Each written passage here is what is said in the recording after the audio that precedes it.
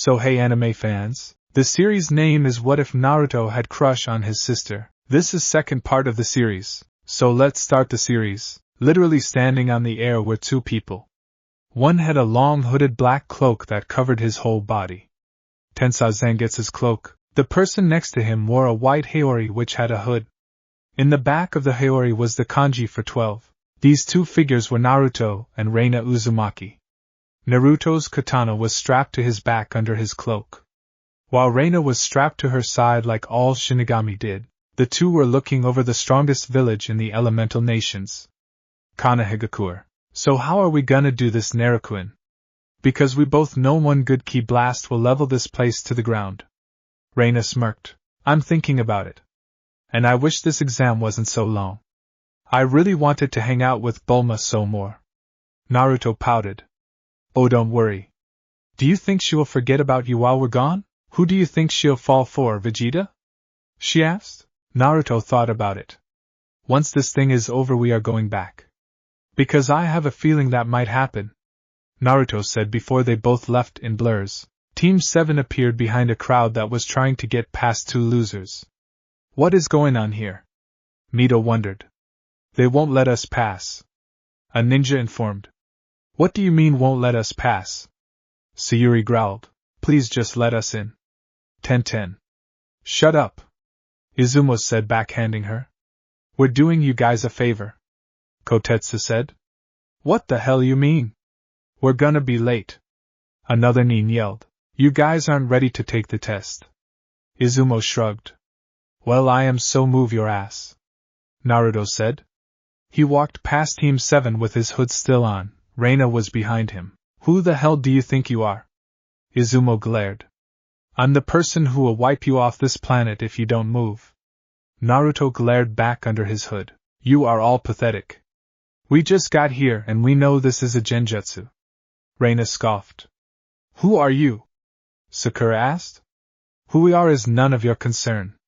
For now, leave, Naruto said. Underneath the genin's feet was a black hole. Team 7 and 9 saw it and jumped to the ceiling. The three other teams also noticed it and barely got away. The rest were sucked in along with the disguised Chunin. The only teams on the floor right now were 7, 9, Kiba's team, Sakura's team and Shikamaru's team. Well, that cleared the room. Naruto smirked. Wait. Who are you? Niji demanded. It's rude to ask for someone's name first without introducing yourself, Hyuga. Naruto spat out the name. How did you do that? Shikamaru asked. Naruto ignored them all and continued walking till Mito asked, what happened to them? Naruto smirked and said, somewhere far from the village. That way they won't make it in time. Naruto said. Elsewhere were the genin who were on the second floor. They were all groaning till one shot up and yelled, where are we? The others looked at him, then paled when they saw the Leaf Village gate. We're gonna be late. They all yelled and ran for the academy. Too bad it was on the other side of the village. Naruto and Reina were now sitting down watching as the group of genin entered the room. Naruto noticed that the kid with the freakish eyebrows had a bruise on his cheek, while Sayuri had that Uchiha smirk. Shaking his head, he sensed something was afoot. You shouldn't be too loud, Kabuto said, walking from behind them. And who are you? Sayuri demanded. Grouchy. My name is Kabuto Yakushi. And this is my 7th time taking the test, Kabuto said, shocking the group. What a loser, Naruto and Kiba thought. So if this is your 7th time taking it, that means you're experienced, right, Kabuto? Sakura asked while getting strange looks from her teammates. Yeah. In fact, just to help you guys out, I have information that could be useful to you. For example. He drew a deck of cards from his back, making Naruto's sweat drop. What was this, Yu-Gi-Oh? Kabuto channeled chakra into one card and revealed to be Sayuri. Sayuri Uchiha. Kunoichi of the year along with Mito Namikaze. Your teammates, Mito Namikaze and Sai.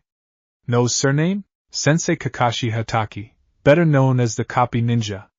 Have done 57 D ranks, 3 C ranks and 1 A rank. Ninjutsu 7, Taijutsu 7, Genjutsu 5.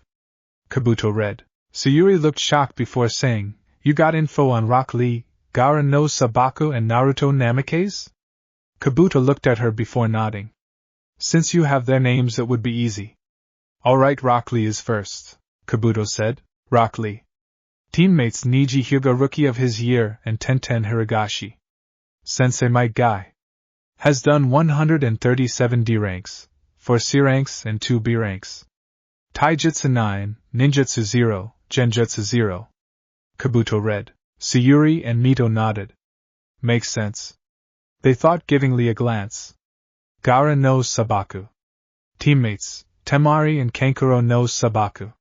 Sensei is Baki. Has done 20 D ranks, 6 C ranks, 34 B ranks and 4 A ranks. Skills unknown. And says here he's never been injured in a battle before. Not even a scratch. Kabuto read, making the genin give wary looks at Gaara, who glared at them. Never, hun? Well, that is about to change. Naruto smirked evilly. Reina glanced at her husband and sighed. He has that bloodthirsty look again. She muttered inwardly. Alright, the last was Naruto Namake's hun? Let's see. Kabuto said. Once he channeled chakra, he raised a brow. I expected to have no info on him, but this has been updated. Kabuto said. Updated? Mito asked while Sayuri was looking amongst the crowd. Yeah. It was just recently too. Right before we got here. This is him, right? Kabuto asked, showing Naruto's picture. Mito and Sayuri looked at it in awe. It was recent because his whisker marks were gone and his hair was longer. Not to mention his canine teeth jutted out from his upper lip and his pupils were slit. Yeah, that's him. But why does he look older? He should be around our age. Mito said. What do you have on him? Sai asked. Mito and Sayuri gave strange looks at Sai. He never spoke about Naruto again after Mito clocked his lights out. Well, this is what I have. Naruto Namake's Rookie of his Year. Teammate Reina Uzumaki. Sensei is Rika Shin. Has done 0 D ranks, 0 C ranks and 0 B ranks along with 0 A ranks. Ninjutsu 10, Taijutsu 10, Genjutsu unknown, Kenjutsu 10. Kabuto was visibly shaking. No one was this good. Not even his beloved master. And this kid was taking the exams? He needed to find Orochimaru and inform him of this. Well, I'm flattered. I didn't think Rika-sensei would actually update. Naruto said, walking up to the group. Everyone heard the information as they tried to listen about the son of the Red Death and Yondaime Hokage. You're the one from before, Lee said. Naruto nodded. Yeah, Naruto said before taking his hood down. Everyone gasped as Naruto showed himself. Tell me, Kabuto. Where did you get this info? I would guess only the Hokage would know about this. How did you? Naruto glared. Kabuto was gonna come up with some kind of lie when Naruto caught Sayuri's fist. The blonde glanced at her as he saw her trying to hold back tears while gritting her teeth. You jerk, she muttered. Naruto stared at her impassively before letting her hand go. We will talk later. Sei-chan, Mito-chan. Reina, let's find our seat, Naruto said. The girl nodded and gave one more glance at them. Alright, you brats, find your asses in your seats. Ibiki barked. The genin jumped a bit before sitting down randomly. Naruto found himself between two losers while Reina was between Temari and Hinata. Sayuri was on in the left corner while Mito was in the front. Alright, first off, A and B you. Ibiki roared, scaring the living shit out of everyone besides the Scions. Naruto glanced to his side to see two Umbu beside him and Reina. Taken to the Hokage. I think he would like to know where his son has been, Ibiki said. Good, I didn't to take this trickery written test anyway, you douche, Naruto yelled before he and Reina were taken away. Written test? The genin thought. Ibiki sighed. Damn that Namake's. Alright, let's get started, Ibiki said, getting everyone's attention besides one. Mito was thinking about her brother, and how they would be a family again. Naruto along with his wife entered the Hokage office where a surprised Minato was. Once he saw Naruto he was in shock. And Naruto, he gasped out. Minato, Naruto said in a cold voice. Reina winced at hearing that tone. That was the first time she heard that tone since he became a Super Saiyan 2. Minato frowned at Naruto before dismissing the Umbu. After they were gone, Minato gained the nerve to speak. How are you? He asked. Fine. Naruto replied simply. Is there a reason why you came back? Minato asked. For the Chunin exams. Naruto said. The exams? So you plan on continuing your ninja career in Konoha? Minato asked. Hell no. Who said anything about me becoming a ninja again? I just wanted to see Mito-chan and Sayuri-chan. Oh, and give these back. Naruto said, pulling out a scroll. Within this scroll is all the missing scrolls in your library. I mastered them the second week.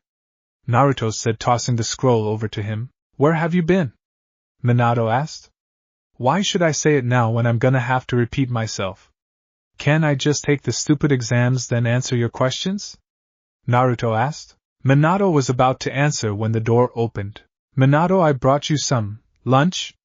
I'm sorry, am I interrupting? Kushina asked, noticing two others in the room.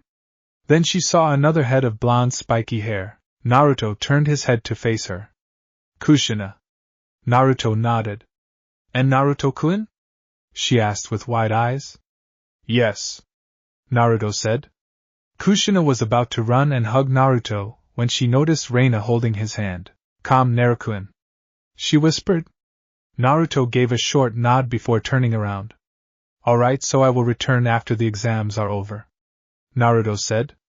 Alright, but I wonder who she is? By the way she is holding your hand, she must be close to you. Minato observed. Yes, very close. She is my wife. Naruto stated, shocking both to the core. Nani? Your wife? Kushina yelled. Yes, his wife. Now if we may, let's go, Naruto-kun, Reina said. Naruto gave a short bow to the Hokage and vanished with Reina. His what? Kushina screamed. Once the two stopped moving, they were at the entrance for the Forest of Death. The second exam is here? This is not even gonna be a challenge. Naruto muttered. What do you mean? Reina asked. What I mean is that this is a pebble compared to what the survival training was. Naruto said. Oh. Well, let's hope something good happens. As you know, we got married there. She smiled, as did Naruto. Flashback. Gra! A giant ape roared into the night forest along with the other three apes. Man, this is crazy, Naruto said before socking a scion ape in the muzzle. Well, we want to get strong, right? Reina asked while dodging one of their swipes and countered with a barrage of ki blasts. Naruto flipped when an ape was firing a ray beam. Kamehameha! Naruto yelled. The blue ray blast tore through the giant monkey's chest, killing it. Naruto-kun, I think now is the time, Kira said. What? Now? But this is not even romantic, Naruto said while slicing off an arm. Look at her, Naruto-kun, she is enjoying this as much as you are, Kira said. Naruto sighed while dodging a fist. Okay then. Naruto grinned before jumping away. Now the two were back to back, eyeing the scion apes. This is fun, isn't Naruto-kun? Reina asked. I guess. But I'm not really focused on them at the moment, Naruto said. Really? Then what are you focused on? Reina asked, confused. Naruto flipped them around so they were facing each other. You, Rei-chan. Would you marry me? He asked, holding up a diamond ring. Reina's eyes bugged out of her head. Me? She asked. Of course you. I love you, don't I? Naruto smiled. Reina now had tears spilling from her eyes. Of course! She yelled in joy, claiming his lips. Another ape roared, ready to charge. Naruto raised his left while Reina raised her right arm. With both palms open and facing the ape, they fired a ray blast, killing instantly. Not to mention their kiss never broke apart. Flashback end. Good times, good times. Naruto sighed in content while Reina giggled. Alright, you maggots. Go line up and get your scrolls, Anko said before glancing at Naruto. She wanted to go talk to him but would do so later. Plus, she needed to get her emotions in check. What scroll do we have? Reina asked. Earth. Let's just hurry, get heaven and get the fuck out of here, Naruto said. But don't you have to talk with the council after? She asked. Yeah, I said after the exams, but I didn't say which. Naruto smirked. How cunning of you, Naruto-kun. Just like a fox. Reina smiled. Naruto shrugged and both headed over to their gate. While they waited, Reina looked over to Sayuri and Mito, who looked deep in thought. Naruto. What are we gonna do about them? She asked. Naruto glanced over to them. Well, usually after the second exam there is a month break before the finals start. I'll take them with me. Naruto said. Are you sure? You know the time scheme is different. She said. I know. They will be with me for over a year on Earth while they will be gone for a month here. Plus I think something is stirring, Naruto said with narrowed eyes. I see. So are we gonna train them? She asked. Naruto nodded. I think it's time for the Hyagaku comes out. It has done its job. Naruto said. What do you mean? Reina wondered. My sister. As you know, before we left I gave her the Hyagaku. She is also part Scion. When I was born, Kasan saw my hidden power and activated it so it would be easier for me to become a Super Saiyan without the Hyagaku, but it would take longer. The night the Hyagaku was discovered by me and I became its host, my tail grew. Naruto paused. If you look closely, my sister has her tail wrapped around her waist as a belt. And she has a seal on her wrist so she can pull out her Zanpakuto. And I bet whatever Zanpakuto she has is the medium for Kirichan's chakra. And it seems since my dear sister has been hanging around Seichan, she also has a Zanpakuto. Naruto explained. I see. So you want to train Sayuri and Mito in how to use their Zanpakuto and focus on Mito's Scion powers? Reina concluded. Correct. Sayuri might not be a Scion, but she can learn how to fight as well. They may be of great help against the oncoming threat. Naruto said. The androids? Reina asked. Precisely. Naruto nodded with a serious tone. Begin! Anko yelled, causing everyone to burst into the forest. Plan? Reina asked. We find a scroll, find my sister and her team and head to the tower. Once there, contact Kasan so we can head back to Earth. Naruto said. Reina nodded. So what are gonna do?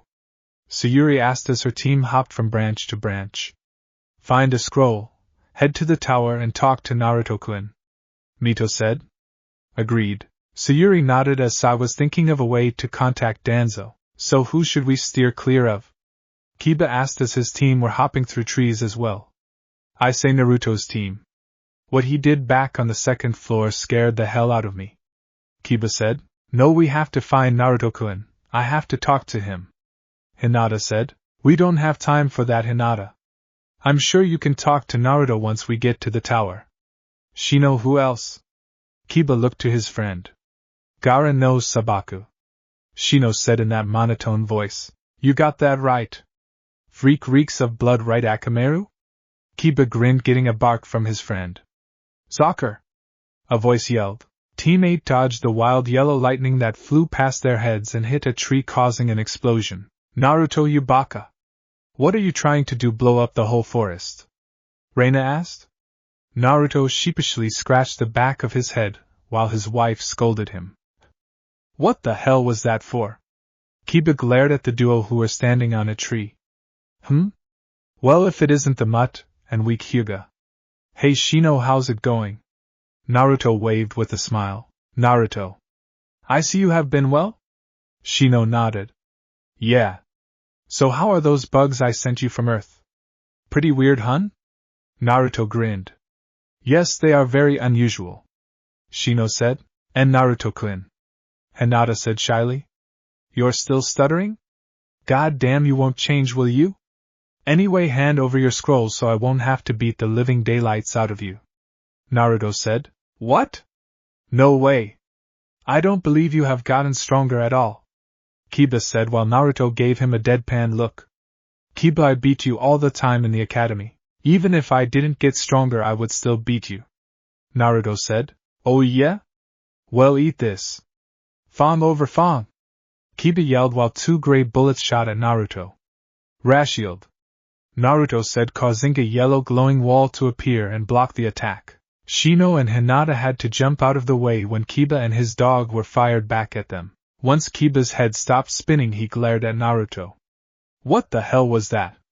He growled. That was a shield, stupid. But since you want to act like a fool like always, Reese, Naruto said. A black ball shot out of his hand and hit Kiba. Kiba yelled in pain as he was being pushed against the ground and couldn't get up. H! He screamed. Kiba-kun! Naruto-kun, please stop this. Hinata begged. Give me the scroll. Naruto said. I'm sorry, Naruto, but we can't do that. Shino said. Naruto glanced behind him to see a swarm of bugs headed for them. I got it. Reina said as she turned around and blew out a fireball jutsu. Shino watched in comic horror as his bugs were scorched alive. Ah! Kiba screamed while Akamaru whimpered. The scroll. Naruto ordered. Fine here. Hinata said, throwing the scroll at Naruto. Reina caught and observed. Heaven. Just what we need. Reina smirked. Naruto nodded and released the gravity. Thanks, see ya. Naruto smiled before he and Reina vanished in blurs. Kiba passed out once the gravity was released and Shino was shivering. Hinata sighed as she led her team to somewhere safe. Well, that was easy.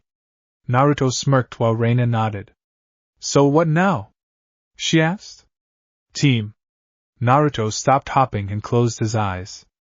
Once opening, he glared. What? Reina asked. There was a large amount of wind blown. And I smell snake. Naruto growled before he flew off in a burst. Reina followed her husband's lead. The sight that greeted Naruto was a worn-out Sayuri and Mito trying to hold back a pale-skinned man. It's no use. You will be mine, Sayuri-chan. Orochimaru smirked. Hell no, she yelled while her level 2 Sharingan morphed into a level 3, making the snake man's eyes gleam. I can see, Sayuri said and dodged Orochimaru's fist. Get away from her. Heaven kick of pain. Mito yelled, slamming her heel down against the Sanin's head. Mito landed by Sayuri and panted. Where the hell is Sai? Mito demanded. That weirdo is probably drawing somewhere while we are out here fighting for our lives. Sayuri grumbled. So you also train with Tsunade. You would also make for a perfect host. Your body is just wonderful. Orochimaru smirked. Zakurga.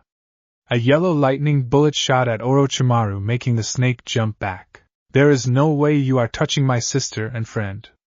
Naruto glared while floating above them all. Ah, the damned sun returns. Kabuto warned me about you. Impressive. How would you like to train under me? Orochimaru asked. You're serious? Let me show you what happened when I left. Gra! Naruto yelled as his eyes turned teal and his hair turned golden and became spiky. His aura was surrounded around him like a flame. Everyone was shocked. Reina. Get them the hell out of here. Naruto ordered. What about you? Reina asked from behind the girls, who jumped in surprise. I'm gonna kill this bastard, Naruto said. Reina nodded and disappeared with the girls. Magnificent. What kind of power is this? Is it Kyuubi's soul? Orochimaru wondered. This is a Super Saiyan, Naruto informed. A Super Saiyan? Then I must have this form. Orochimaru grinned. Impossible. Now. Naruto blurred out of sight and behind the snake. What the hell? Orochimaru gasped. This is the end for you, Naruto said while forming Zangetsu. Getsuga Tensho. Naruto yelled and sliced the Sannin diagonally. Masenko. Ha! Naruto yelled, firing off the ki blast he learned from Goku, who learned from Piccolo. Orochimaru didn't even get to scream as his body disintegrated. Naruto stared impassively till he heard a loud hiss. Looking up, Naruto along with the whole forest stared at the giant 8-headed white snake. From the middle one's mouth was Orochimaru. You interest me, Naruto Namikaze. To have me use this form you must be strong. Now I will take your body, Orochimaru yelled. Naruto let Zangetsu fade and flew into the sky. What the hell is that thing? The genin wondered. Naruto crouched a bit while having his hands back to his side in a cup. Super Ka. Naruto stared while Reina stared in awe. She knew Naruto had a more powerful form of the turtle destruction wave but never had the chance to see it. Me, he continued. Orochimaru noticed blue energy started to form in his hand and started to create his own variation of a Bijadama. You can't beat me! Orochimaru yelled. Where is the Hokage? Some Anbu wondered. He should be on his way. Another Anbu said. Hey, isn't that his son up there? Lion asked. Yeah. What do you think he's doing? Rat asked. Who knows? Lion shrugged. Minato and Kushina were rushing to the forest of death. He would have used Hiraishin, but that was taxing and needed to be ready. We have to hurry. Mito and Naruto are in there, Kushina said. Ha! Naruto chanted as the energy grew. What is Naruto-kun doing? Mito asked. He's going to kill Orochimaru, Reina said, shocking the two. But if we couldn't beat him, how can Naruto?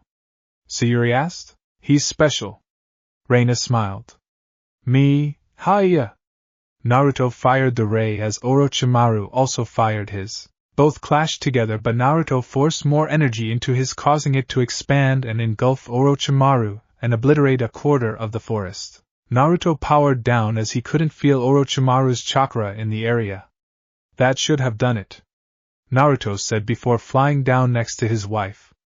Ray-chan, it's done. Let's go before trouble starts, Naruto said. Right. Reina nodded. Wait, Aniki, Mito called. Yes, Mito-chan? Naruto asked. Where are you going? She asked. To the tower, then my new home, Naruto said. But what about us? Are you gonna leave us again? Sayuri yelled. No. You two will be coming with me very soon. That way I can get closer and train you. We will talk soon. Naruto smiled before grabbing Sayuri and claimed her lips, something Mito was jealous of but didn't comment.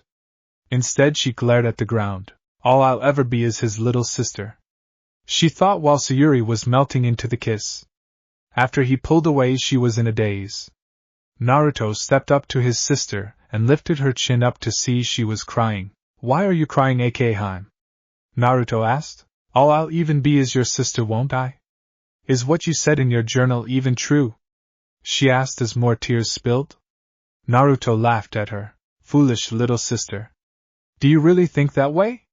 Maybe this will prove it, Naruto said before kissing her lips, surprising the hell out of her. By this time, Minato and Kushina along with a few Anbu watched as Naruto kissed Mito. Minato and Kushina were appalled while the Anbu were wondering what the hell was going on. Naruto licked the bottom of her lip, asking for entry. She gladly opened her mouth for him after getting out of HR stupor and wrestled his tongue. He's kissing me? Naruto-kun is actually kissing me, she thought in glee. Naruto ended the kiss and smiled at her. I must go now. I will return, Naruto said and pecked her lips once more before turning to his birth parents. We passed the exam. We will be back in time for the preliminaries, Naruto said. Snapping out of his stupor, Minato said, You said you would talk with the council after the exam. Naruto smirked. I did. But did I say which exam? Loophole, Naruto said. Naruto Namikaze. As Hokage You are really gonna pull the Hokage card, Minato? Can't you tell? I'm not a ninja of this retard village. I'm my own ninja. Naruto laughed. Kushina shivered at hearing that laugh. That wasn't a happy laugh. That was a fuck with me and I'll kill you laugh. Naruto looked to his left to see a portal open with Rika standing inside. Our ride is here. Excuse me? I will see you two later, Mito-chan, Sayuri-chan. Ray-chan. Naruto called before he left with Reina following behind. The two disappeared as Rika stayed, knowing Minato wanted to have a word. Who are you and what did you do to my son? Minato demanded. He's not your son anymore, Minato. Well, at least not yet. He will become a full scion soon, and then he won't even be related to you or your family. Instead, he will be related to me, Minato Namikaze. And I gave him happiness, something you two never gave. Farewell, Minato and Kushina Namikaze. I will see you two soon. She smiled at the two girls who were woken from their daze. Turning around, she walked back into the portal as it closed behind her. Mito and Sayuri looked in confusion before grinning to themselves. Naruto kissed them. Minato and Kushina were in shock. Sayuri and Mito. You two are coming with us and will tell the council everything you saw, Minato said seriously. Both sighed with a nod before leaving with them. Not far watching the whole thing unfold was a team from Rain. One was a boy who looked 15. He was sitting on a branch while playing with his hands. He had long blonde hair tied into a ponytail that hung above his head while he had a big bang covering his right eye. Leaning against the tree the blonde was sitting on was a man with slicked back silver hair. He had purple eyes and wore a smirk. Stabbed in the ground next to him was a red three-bladed scythe. Standing away from them was a young man with messy light red hair.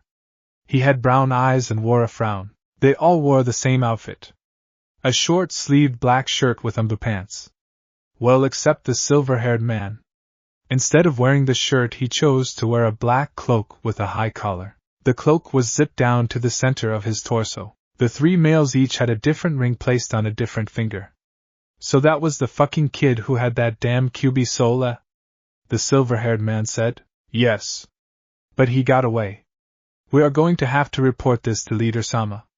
Also the fact that Orochimaru is dead. The redhead said. You worry too much, Sasori, my man. I say we finish these exams with a bang. The blonde smirked. Deidara, you are a fucking idiot. The fact that bastard Orochimaru is dead and we don't have that shitty ring is a problem. Plus we don't know where the hell that white-haired bitch took the Jinchuriki. The silver-haired man said. Hayden, should we take the girl? I mean, she does hold the chakra, Deidara nodded. No, we have been through this 100 times. The girl is useless since she has the chakra. We need the soul of the QB. Sasori said. But we could use that incest slut as bait to bring the QB back. Hayden said.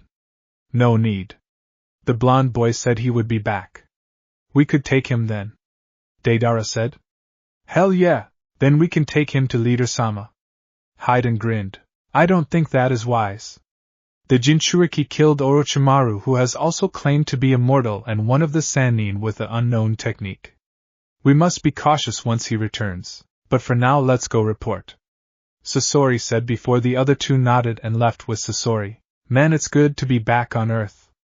Naruto grinned as he and Reina flew to West City. Shouldn't we go to Goku's house first? She asked. Yeah, but I want to see Bulma and make sure that bastard Vegeta hasn't moved in on her. How long were we gone? Naruto asked. About 3 weeks or so. Do you want me to tell Goku we're back? Reina asked. Could you please? I'll meet up with you later. Naruto said.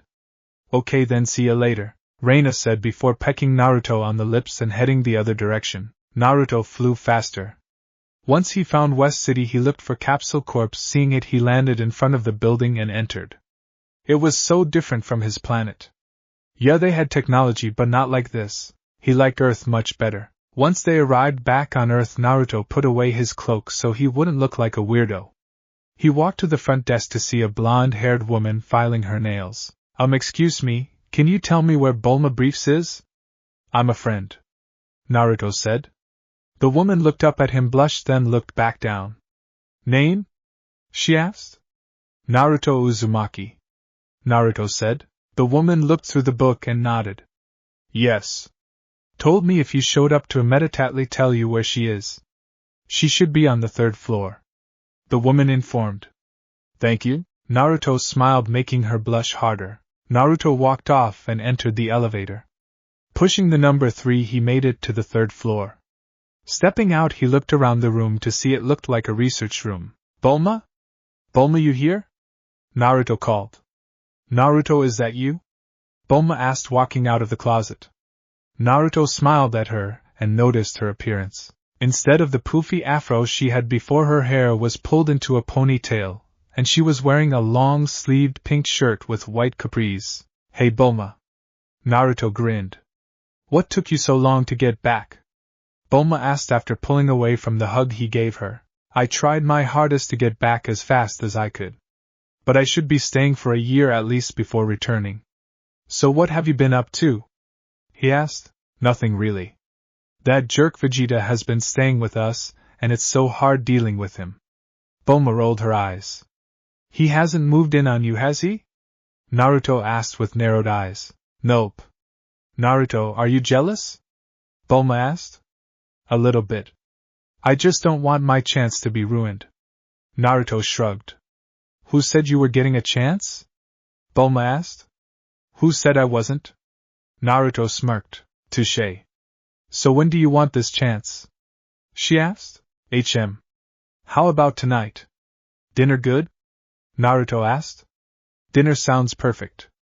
8 o'clock? She asked. No problem. See ya later, Bulma. Naruto smiled before kissing her cheek and walking off with a wave. Bulma blushed before smiling to herself. As Naruto was walking out, he saw Vegeta, who smirked at him. So you're finally back, eh? How was your little vacation? He asked. It was fine. How is your quest on becoming a Super Saiyan? Naruto smirked, making the man growl with a glare. I don't need your help, whelp. I am an elite and prince of 2. Naruto smirked, causing him to stumble. Why, you little brat? Vegeta growled. Yeah, whatever, Vegeta. See ya later, buddy. Naruto waved. Vegeta glared at his back before huffing and walked off. When Naruto was out of the building, he flew off to head over to Goku's. Once he got there, he stopped in front of Goku's house and entered to see Reina having tea with Shishi. Oh, Naruto-kun, how is Bulma? Reina asked. Fine. We're going on a date later tonight. Hello?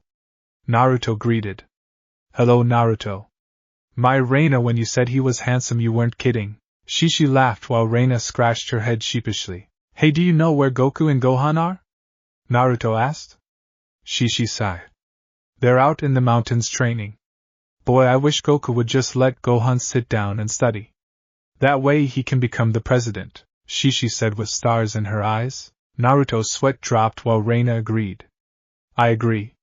When Naruto-kun and I have kids, they are also gonna hit the books, Reina said while Naruto gave her a weird look. You're kidding, right? Naruto asked. No, I'm not Naruto. But they will also learn how to fight, so they're not wimps. Reina smirked. Naruto sighed in relief. Anyway, I'm gonna go. See ya later. Naruto waved before walking out, leaving the women to talk.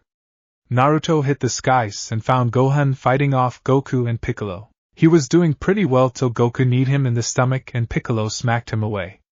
That's kinda harsh, guys, Naruto said, floating down next to them. So you are back then. How was the Chunin thing? Goku asked. It was fine. Got to scare some little kids and kill some snake bastard. How have things been here? Naruto wondered.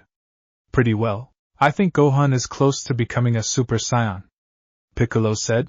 Naruto nodded and watched as Gohan launched a Masenko as his father. Darn, I nearly had you, Dad.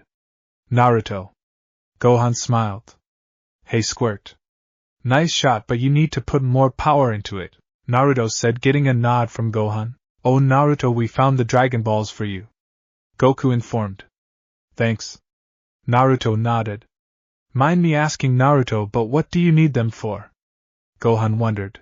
I want to change my DNA. It won't be fully changed, but this way I'll be distant relatives with my biological parents.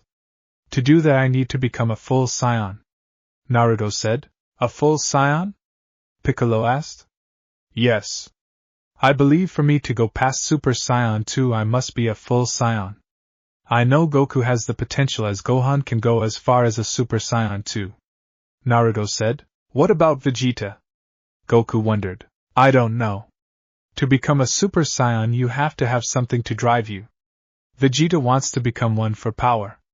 I became one out of rage and hate for my parents, Naruto said. And I became a Super Saiyan because I was angry at Frieza for killing Krillin and all the innocent Nameks, Goku said. So how can Gohan become a Super Saiyan? Piccolo asked. Naruto looked at Gohan and put his hand on the boy's head. Closing his eyes, Naruto saw all Gohan's memories, the training he had to go through when Goku died and what happened on Namek. Naruto found it and smiled. Okay, I know what to do, Naruto said. Naruto moved away, motioning for Piccolo and Goku to do the same. Gohan, Goku and I are gonna transform, okay? I want you to study us. Ready? Naruto asked. Goku nodded as Piccolo stepped back from them. Ga! Goku shouted as he transformed. Naruto just raised his power, turning into a Super Saiyan. Gohan watched amazed as he only saw his father in Go's Super Saiyan once. Alright, as you know, to transform you need to power up to the limit. Now watch me as I ascend. Naruto said as Goku stepped back. Naruto took a deep breath and started raising his ki. Ha ha ayo. Ayo wow. Naruto yelled as his power rose faster. All three noticed how Naruto's body started turning bulkier and his veins popped. Ha ha ayo. Naruto yelled till his muscles stopped and his aura danced around him. His hair was more rigid and looked a little silver. But the things they noticed was how his muscles grew greatly, making him look how Goku did when he first became a Super Saiyan. Both Goku and Piccolo figured it was because of his less muscled body, since it was more lean than bulky. This is the form between a Super Saiyan and Super Saiyan 2. I called it Ultra. I don't tend to use this form much when fighting due to his slowing down my speed, but my power increases greatly. I only use it when I need to pour more energy into an attack or pushing something back. Now this next form is my strongest of yet, Naruto said as he took a deep breath. Naruto powered down to a regular Super Saiyan and gripped his hands tighter. Piccolo and Goku felt his ki rising fast. Gra-ah! Ayahawk! Naruto screamed louder than before as his power started to affect the climate. The sky turned dark and windy. Ayahawk! Naruto yelled. This power! It's amazing! The androids won't stand a chance. Piccolo thought. So this is the power of a Super Saiyan. Incredible. I can't wait to get this strong. Goku grinned. Gohan was speechless as he watched Naruto transform. Naruto's head jerked to face the sky. Hallelujah! Naruto's golden hair started to turn silver and more spiky. His muscles grew a little bit as he grew a little taller, but not much. His aura was lighting up the night sky as red and black sparks of lightning danced around him. At the house, Reina watched as her husband gave his demonstration. If this is the power he gave when being 3/4 of a Saiyan, imagine how powerful he would be when becoming a full Saiyan. Eahaha! Gra! He yelled as the sky flashed. It faded as it revealed a silver-haired Naruto. He had golden spots here and there, but it was mostly a glowing silver. This is Super Saiyan 2. The power I had as an ascended Saiyan has dramatically increased, and my speed has also. Not to mention I can fire a whole amount of Super Kamehamehas, Naruto said in his serious voice, but it wasn't like the first time. Can you control it? Goku asked. Naruto raised an eyebrow, asking what he meant. When I first became a Super Saiyan, instead of killing Frieza, I toyed with him till I was bored. It changes your personality, and brings out your battle-crazed side. Goku said. I can control it somewhat. The more I do it, the quicker I can transform. Soon I will be able to turn it on with no effort. Once I have it fully under control, I won't be as stoic. Now Gohan, Naruto said, facing the boy who was in awe. To become a Super Saiyan isn't a desire but a response in need. Most become a Super Saiyan because of rage. But there might be some who become a Super Saiyan out of danger. Naruto said. Gohan looked down at his feet. Gohan, I want you to try. Naruto said. The boy nodded and started to power up. Naruto watched as his aura started to dance around him. Ayahawk! Gohan's hair flashed gold but turned black just as quick. After stopping, Naruto said, You nearly had it. But something is holding you back. Don't hold back, Gohan.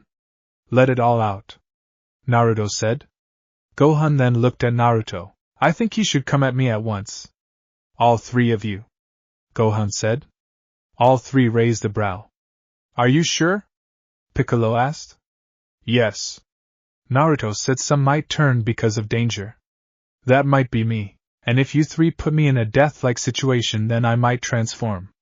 Gohan explained his reasoning. What do you think, Naruto? Goku asked. Let's do it. But if I shoot a super, he will die. So I will use a powerful ki blast. Naruto said as the three jumped away from Gohan. The boy took a deep breath and watched as his father readied a Kamehameha. Piccolo, a Masenko, and Naruto had a ki blast. Kamehameha! Goku yelled. Masenko ha! Piccolo roared while Naruto sent a silent ki blast. Instead of closing his eyes, Gohan knocked away all the blasts, surprising the hell out of them. Crouching down, Gohan remembered how he couldn't help his father against Raditz, How he froze up when Nappa came at him and Piccolo sacrificed himself. He remembered turning into a great ape and nearly killed his father. Also what happened on Namek against Frisia and couldn't help Piccolo and saw Krillin and Den die. He was so weak. He's so weak his friends had to save him to get out of danger. It made him so angry. Gra-ah! Gohan yelled as his hair and eyes flashed golden and teal. This kept happening for about 10 seconds before his power exploded. The light faded, revealing a long-haired Super Saiyan Gohan. Naruto saw this and gained a clue but stored it for later. Without words, Gohan fired a Kamehameha at Naruto, who knocked it away with ease. Naruto blinked at blocked Gohan's swipe from behind with his forearm. With a push of energy, Gohan went flying back. You did it, Gohan. You're a Super Saiyan. Naruto smiled. Gohan stopped his attack and looked confused. I am? He asked. You are, son. You're a Super Saiyan. Goku grinned. Gohan looked at his hair and grinned before hugging Naruto. Thank you, Naruto and I. Gohan cheered. No problem, Squirt. Now we can train you too in the arts of Super Saiyan. Naruto smirked. Both Saiyans got their full attention as Piccolo watched. This kid knew his stuff. Good thing he was on their side. You better hurry, Naruto-kun, or you'll be late. Reina said as Naruto straightened his tie. He was wearing a black suit with an orange tie.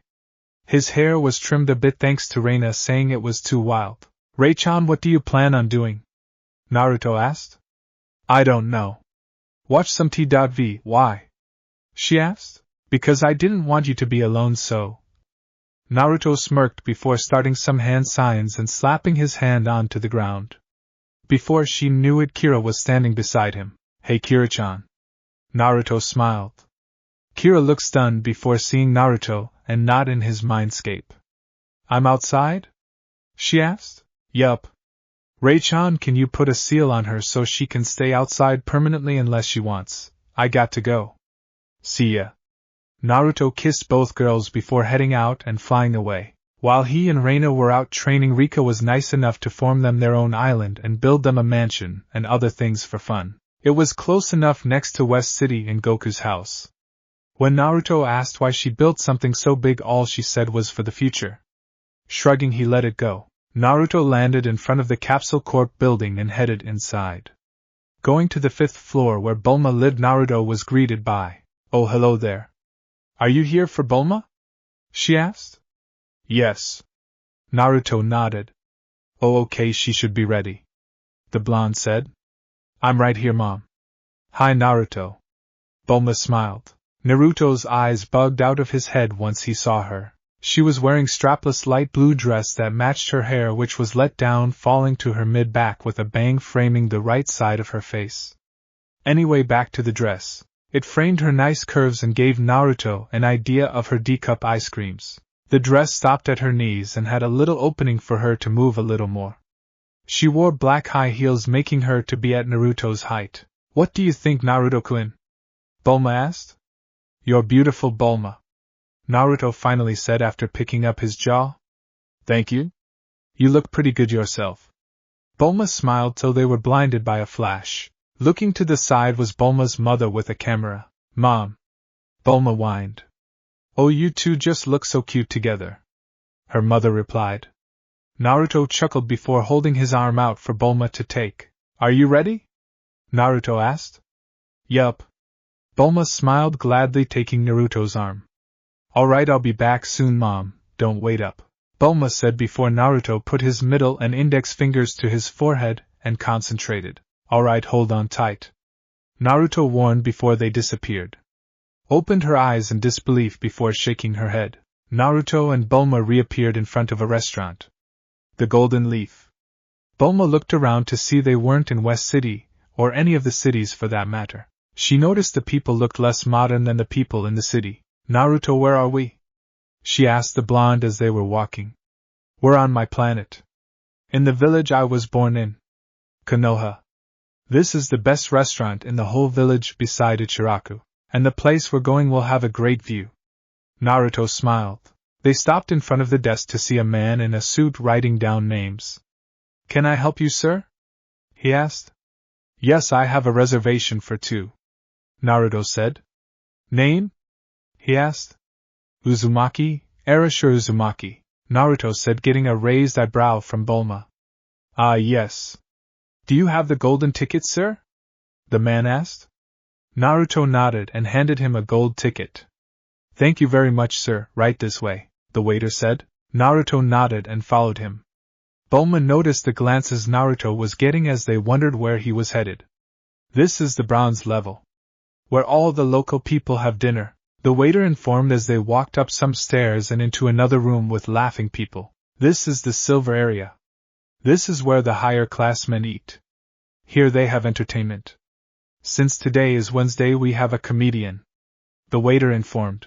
Bulma laughed lightly at the comedian while Naruto smiled. Going higher but not that far, the waiter opened up two gold-painted double doors that had a Konoha symbol on each door, while the knobs were leaves. Pulling both doors open, the two were greeted by a smaller room than the others. It was decorated with red carpet and gold-painted walls and tables with crimson tablecloths. This is the public gold level. As you can see, barely anybody comes here for dinner. Only the wealthiest of men can afford such luxury.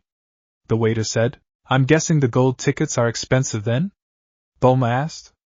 Yes, they are. The waiter nodded. So are we eating here? Bulma asked. Naruto smirked, making her look at him while the waiter said, Oh no. Uzumaki-sama had a shiny gold ticket, something only the Hokage or his guest can afford. The only people who have been here in recent years have been the Yondaime Hokage and his family. But sadly, ever since the oldest of the Namikaze family vanished, they have been coming less and less. The waiter said sadly while Naruto remained impassive as they walked. The waiter pushed open one more door to reveal a small room with one table. Behind the table was a couch, and the room was decorated with paintings. The thing Bulma noticed the most was the window that showed all of Konoha. The only places you could get a view of that was the Hokage monument, here, and the Hokage office. Wow, it's beautiful, Bulma said. Naruto shrugged. I've seen better, Naruto said. Oh, let me guess, Reina? Bulma smirked. Her, Kira-chan, and you. Naruto smiled, making Bulma blush but sit down across from him. The waiter picked up the menus and handed them to both. I will be back to take your orders. Will you like anything to drink? The waiter asked. I'll have a Coke, Bulma said. Water, Naruto said. He nodded and went to fetch their drinks. So how did you get a ticket for this place? She asked. Well, I visited my family bank.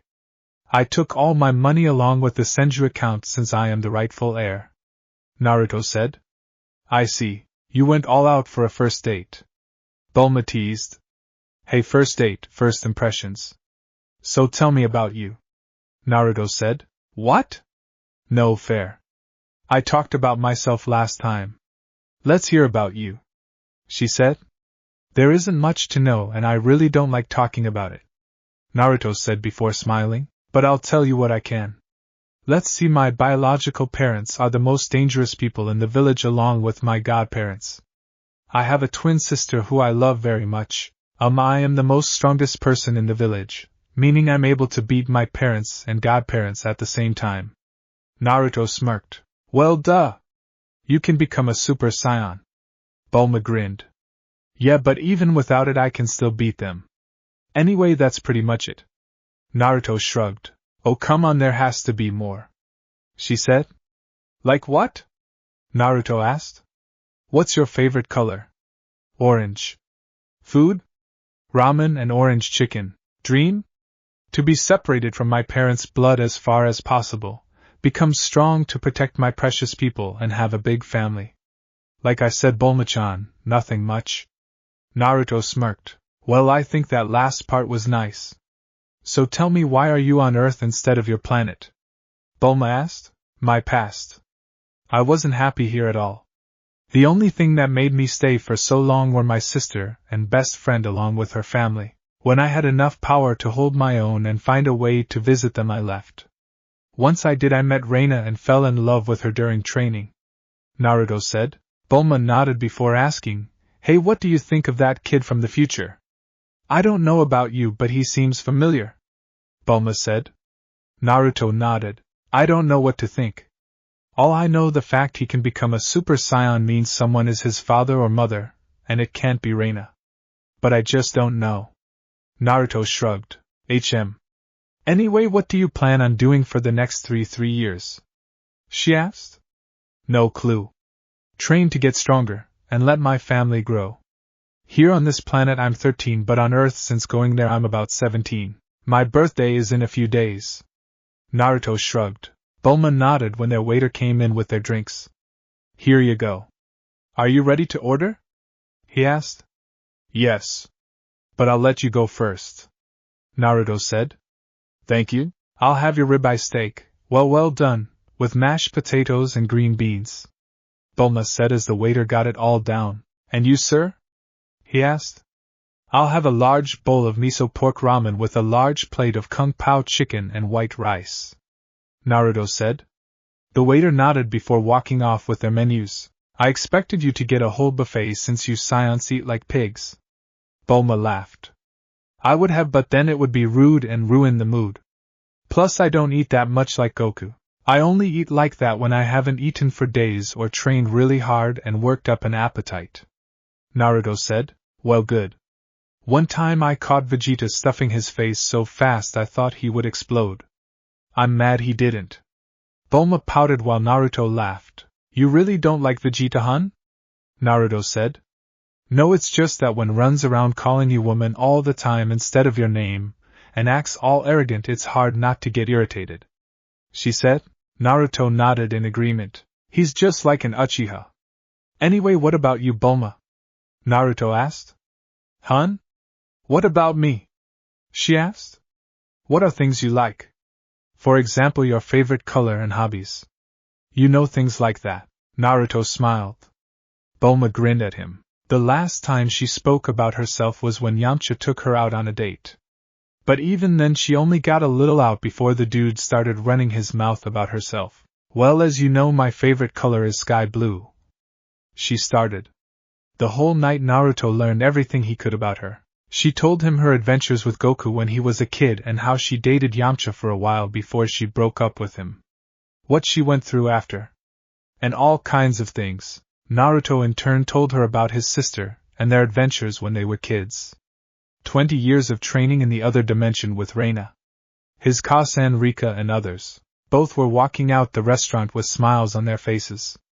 Man, I'm full. Naruto grinned. Me too. Dinner was magnificent, Naruto-kun. Bulma smiled. Good. I'm happy you enjoyed dinner. But the date isn't over, Bulma. Naruto said. It's not? She asked, confused. Nope.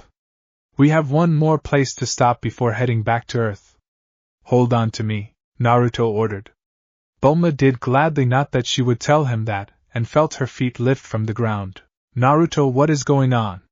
She asked before she noticed they were at least 50 feet off the ground. She was about to start flailing around when Naruto's grip tightened. Relax, Bulma. I won't let you fall. That's a promise of a lifetime. Naruto smiled gently.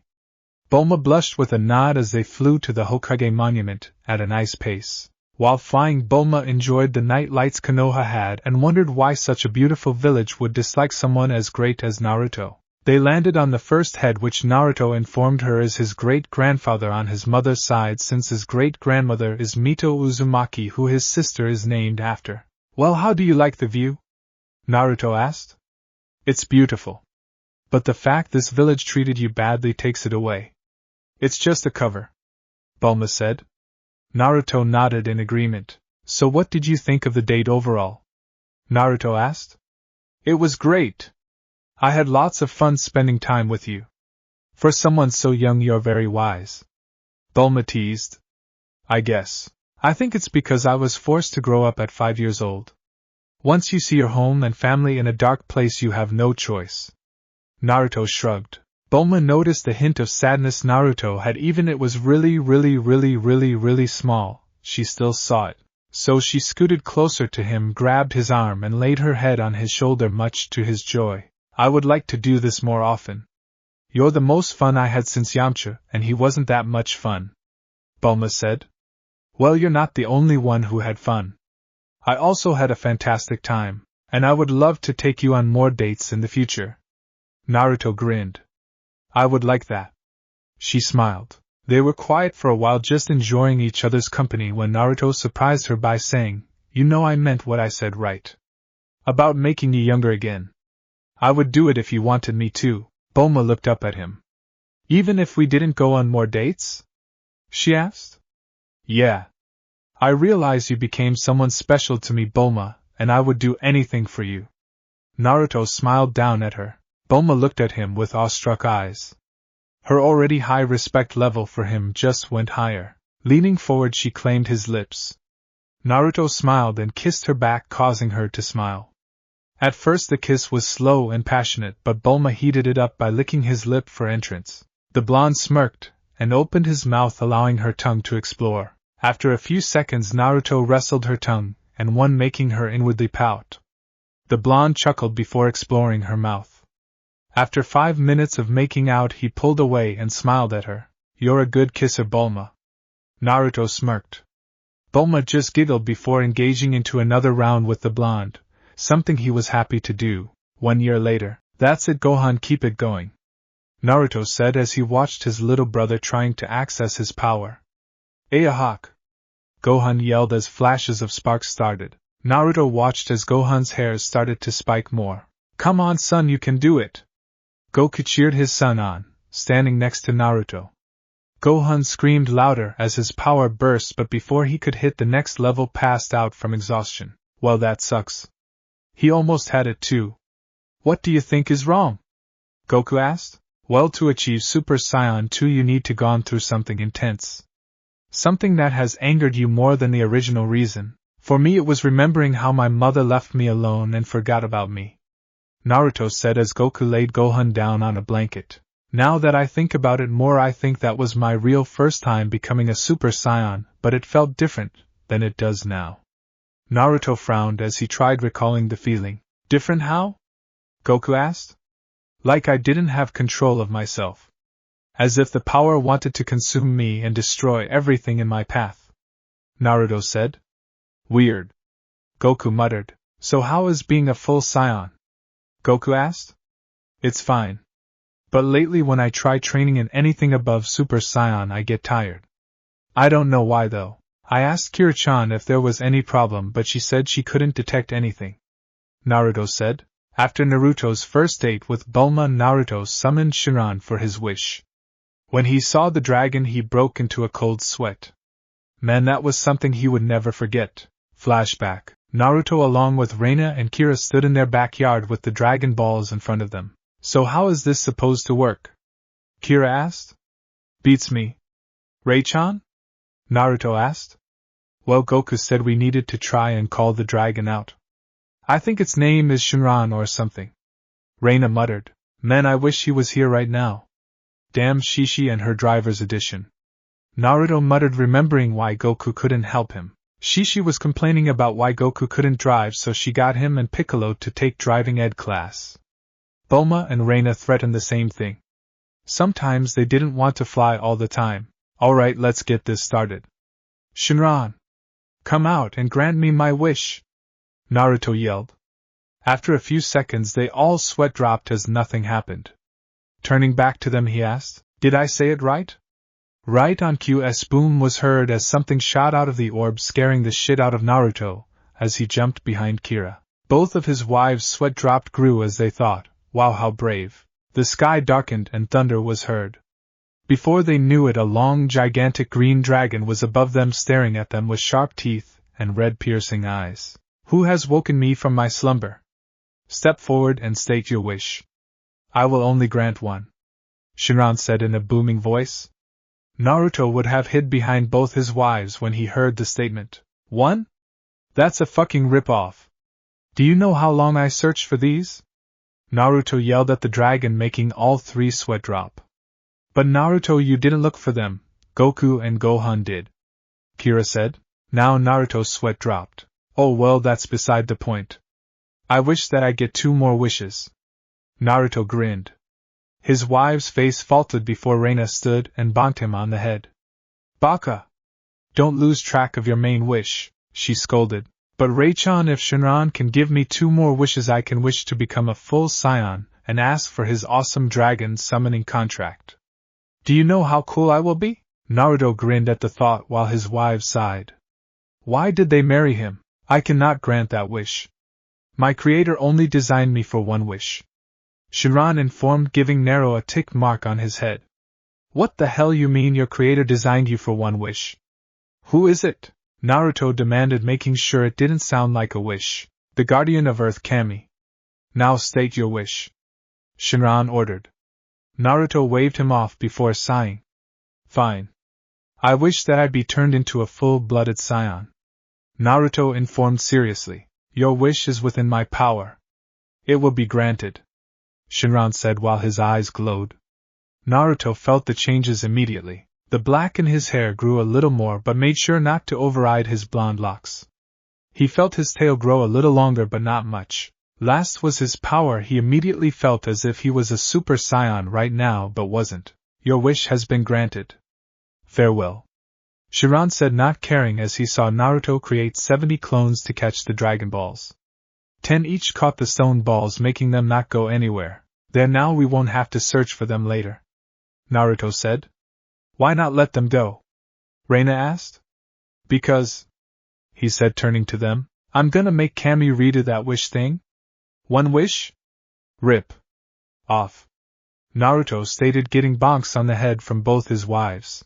Flashback end. Naruto rubbed his head as remembered the memory. With much persuasion from him, Kami redid the wish numbers. Or it could be that Naruto wouldn't stop begging him and Rika allowed it. He asked Reina if she wanted to become a full scion, but she stated she didn't, and she was fine. And how are things with Bulma? Goku snickered. Naruto gave his friend a strange look but answered anyway. Pretty good. We've been hanging out a lot lately. Reina and Kira get along with her just fine. Naruto paused. And? Goku pressed on. Why are you so interested in this? Naruto asked. Well, it's been a while since Bulma has been with anyone. And anytime we mention you around her, she gets this gleam in her eyes, Goku said while Naruto sighed in defeat. And I'm gonna ask her to marry me soon, Naruto said, getting Goku to grin madly. When? He asked. Soon. Before my sister comes. That is gonna be total weirdness, Naruto muttered while Goku nodded. So do you have a ring? Goku asked. Does Shishi have a ring? Naruto countered. Good point. But Reina and Kira have rings, Goku pointed out. Yeah, I know. So what? Yes, I have a ring. Naruto chuckled. So are you gonna have a big wedding or? Goku! Naruto yelled at him, making Goku laugh and tell him to be quiet because Gohan was asleep. Naruto muttered about nosy friends before he asked, So how is your training with Super Saiyan 2? Naruto asked. Goku sighed. Difficult. It seems I can't find the right drive either. I think it will become harder for me. Maybe I just need to train. And you, how is trying to go to the next level? Goku smirked. Fucking hard. Naruto grumbled. I mean, it's taxing on my body just trying to raise my power that high. Plus every time I try at home, a hurricane or some natural disaster is trying to happen. Naruto explained. Well, do you think being in other world would help? I mean, you barely got tired there, and it seemed you had tons of energy left. Goku reminded. True. But I don't know how to get there, Naruto said. Do you remember when I taught you instant transmission so you could go to your planet with ease? Goku asked. Yeah. Wait, are you saying I can go to other world like that? But don't you have to be dead? Naruto asked. Nope. King Kai calls me there from time to time. Oh, and he told me the other world tournament would be starting soon. Goku grinned. Really? Can't wait for that to start. Anyway, let's, Naruto-kun. A voice called. Naruto looked to the left to see his mother standing there. Hey Ka-san, what's up? Naruto asked. It's time for the prelims to start, she said. What? Do I really have to? Naruto asked. Yes, Naruto-kun, Rika said. Naruto groaned in annoyance. Fine. I'll let Ray-chan know. Bye, Ka-san. Naruto said, kissing her cheek. She smiled and left while Naruto groaned. I swear if Mito and Sayuri weren't there I wouldn't care what happened. Maybe it was a mistake going back. Naruto muttered. Anyway, I'll be gone for about a week or so. Make sure Gohan keeps his training up, Naruto said, getting a nod from Goku. Naruto waved before leaving, via instant transmission. Naruto appeared right on top of the dinner table, scaring the hell out of Reina. Damn it, Naruto! You can't just be popping out of nowhere. I curse the day Goku taught you that. She growled. Sorry, Rei-chan. Anyway, Kasan said it's time for us to go. Naruto said. Ugh, again? She groaned. That's what I said. We'll just make this really fast and get the hell out. Naruto said. Reina sighed with a nod and went to get ready, not that she needed to. Hey Naruto. Bulma grinned, walking in the room. Bulma, how long have you been here? He asked while she gave him a kiss. I just got here. So what's up? Bulma asked as she wrapped her arms around his neck, and he wrapped his around her waist. I'm gonna be gone about a week. I need to head back to my planet for the prelims they're holding. Naruto informed, getting a frown from her. A week, hun? She asked. Yeah, but don't worry, I'll be back before you know it. Naruto smiled. Oh yeah, prove it. She said. Well, this is one reason I will come back fast. Naruto smirked, giving her a long kiss she was happy to get and return. They broke apart when Reina cleared her throat. If you two are done sucking off each other's faces, then we should go, she said. That's not what you were saying last night, Rei-chan, Naruto said in a sing-song voice, making her blush and Bulma laugh. Anyway, I'll be back soon. Naruto pecked her lips one more time before turning around to catch Kira and kiss her also. Sorry, Kira-chan, can't sneak up on me like that. See ya. Naruto waved as he and Reina left. Kira pouted. And I almost had him, she muttered while Bulma laughed. Naruto and Reina appeared in front of a double door and made their way inside once, and they were greeted by the genin who passed the second exam. Team 7 were among them. Minato gazed at his son, as did his wife and daughter. Hell, everyone was staring at him, which made him smirk. Do I have something on my face? He asked. No, just glad you could join us. Now line up, Enko said in demanding voice. Naruto rolled his eyes and stood beside Team 8. Kiba was glaring at him, enabling Reina, who caught his gaze and scoffed before grabbing her husband's hand. Hinata was seething as she watched what Reina did, and how Naruto didn't push her away. Maybe if I can stand next to him he will come to me, Hinata hoped, but was immediately shot down when Naruto glared at her from the corner of his eye. I'm surprised weaklings like you and Kiba made it. Shino must have pulled all the weight. Pathetic. Naruto scoffed, enraging Kiba and hurting Hinata. While Minato was going over the rules and crap, Naruto stared impassively as he thought about Bulma. Enough of this. When can we get fighting? Reina asked, gaining tick marks on the Jonin and Hokage's head. Watch your tone, brat. You're speaking to the Hokage. You should be happy he let you in here, a Jonin yelled. So what? I can kick all of your asses at the same time by myself, Reina scoffed. Another Jonin was about to retort when Naruto said, Calm down, Rei-chan. Naruto said, getting a pout from his wife. But I do agree. Instead of running your mouth about useless things, tell us about the preliminaries you are gonna hold, Naruto said, getting confused looks from the genin. Minato sighed. He speaks the truth. There are way too many of you to pass you all to the finals. So we are having a preliminary round. The winners pass to the finals. Hate, Minato called, causing the man to step forward. Thank you, Lord Hokage. So let me explain the rules. Hate started explaining the rules. Two people gave up. Kabuto and someone not important. Okay, so everyone besides the two on the screen go upstairs. The first match is... Everyone watched as the screen went through random names before stopping on Mito Namikaze vs Kintsuchi. Hate said. Naruto and Reina made their way upstairs, but Naruto went in Mito's direction. Good luck, Mito-chan.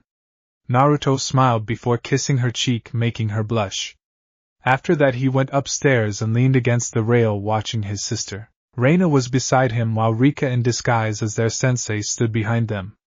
On their left was Team 7, and on the right was Team 10. Sayuri wanted to stand next to Naruto but decided to watch her best friend.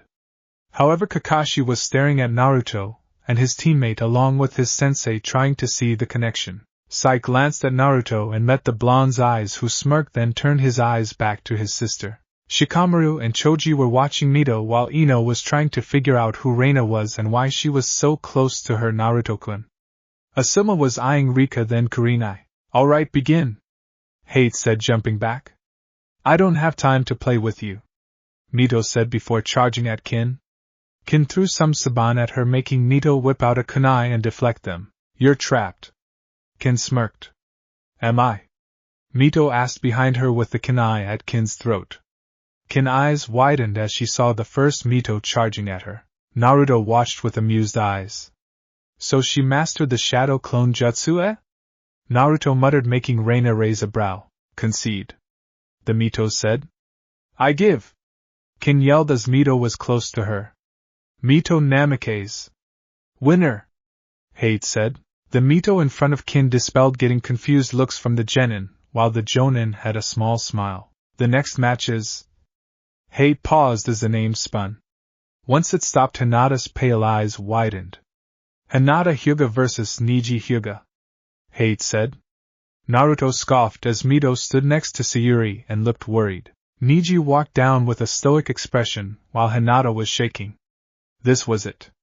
This was her chance to prove Naruto she wasn't weak and could beat her. "You should give up, Lady Hinata. You're fated to lose to me," Neji sneered. "And no," Hinata said, getting a raised eyebrow from Neji. "Why do you stay? You are not fighting material because you're too soft. So leave, because if you stay you will lose," Neji said. "And no, Neji. IW will win," Hinata said. "Give up. Once a loser, always a loser. There is no..." "Stop it!" Mito roared, causing Naruto and Neji to glance at her. Naruto frowned because he was enjoying Neji put Hinata down. Even though he thought fate was bullshit, he was right. Hinata was not fighting material and needed to know that before she got herself killed. "Hinata! Show him what a low class can do," Mito said. Naruto's eyes widened. "Even if Hinata is a main branch, she can never beat an elite," Neji said. "Bull! With enough hard work and dedication, even a weakling can beat the best," Mito said, making Naruto growl. "Enough of this. Hinata, I'm giving you one more chance. Give up. You are fated to lose," Neji said. Hinata shook her head. She hoped Naruto would have defended her, but that was wiped out when he said, "Give up, Hinata. If you fight Neji, you will die. You are not strong enough to fight him now. Know your place," Naruto yelled, making everyone including Reina and Rika frown. "Naruto, what are you?" Reina's eyes widened once she saw her husband's eyes. His pupils were red while his sclera was turning black. Bones started to form over his eye. "No! I won't give up. Proctor!" Hinata said, now ignoring Naruto, who was smashed against the wall by Reina. Rika frowned when Naruto started to thrash. "Reina, take him out of here," she ordered. Reina nodded and vanished, making the Jonin's eyes widened. "That wasn't even a Shushin. Calm down," Reina said as she threw Naruto against a mountain not far from the village. Naruto growled as he stood. "Why defend her?" Naruto wondered. "This isn't about Hinata. You need to calm down. Your hollow mask is spreading," Reina said. Naruto froze. His mask was halfway across his face. Taking a deep breath, he turned and fired a ki blast at the mountain. "Ah!" Naruto screamed as he fired a barrage of ki blasts. Reina watched as Naruto was relieving stress. For 10 minutes he was firing off as Reina watched. Once he was done, his mask was broken and his eyes were normal. "It won't go away. It's been held up for too long. I need to let loose, and soon," Naruto said. Reina sighed. They tried to avoid this.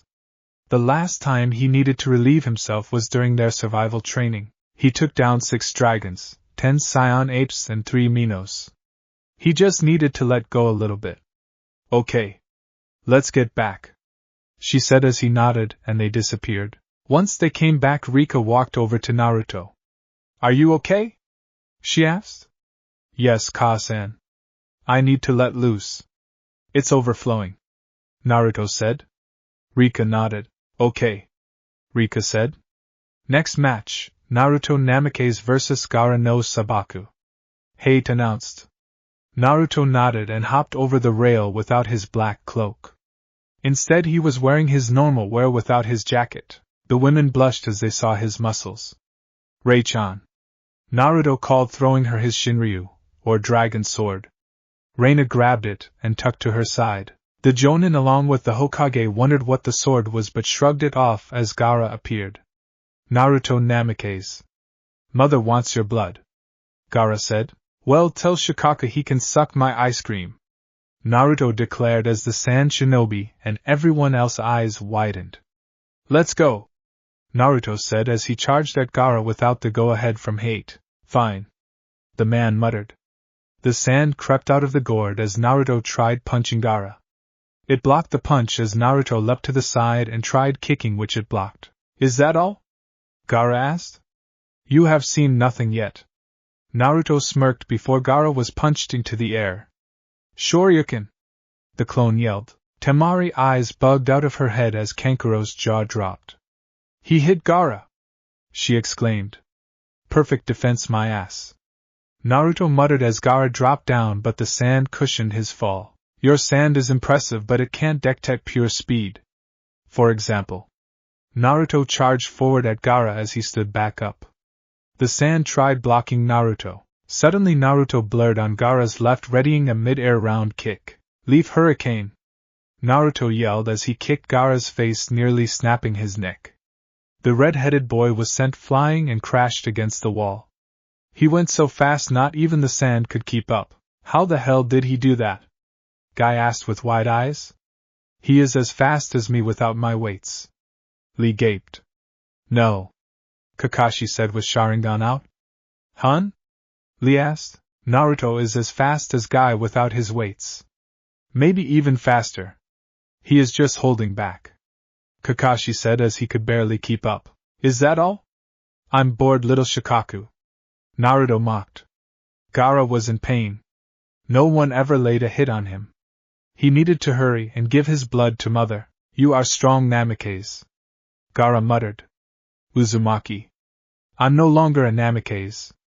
More like a distant relative, Naruto said, shocking Minato and Kushina, who was silent the whole time. I don't care what you call yourself. Your blood is Mother's, Gaara yelled as the sand shot at Naruto. The blonde smirked as he easily dodged the sand tendrils and cocked his fists back. As he got closer, Naruto punched towards Gaara but wasn't even close to the boy. Gaara smirked before he felt a strong fist punched his jaw and sent him flying deeper into the wall. What the hell happened? Sayuri asked. He wasn't using chakra, Kakashi said. Was that Kumite? But Naruto didn't sign the contract, did he? Minato thought as he had seen that technique before. Who is this guy? He is owning Gaara. Kankuro gaped. Come on. Get the hell up, Naruto barked. Naruto tensed as the sand snatched his leg and swung him in the air and slammed him against the wall above Minato. Naruto! Kushina called out. Naruto couldn't even speak as the sand smashed him against the ground and threw him away. Naruto! Mito cried. Ha ha ha ha!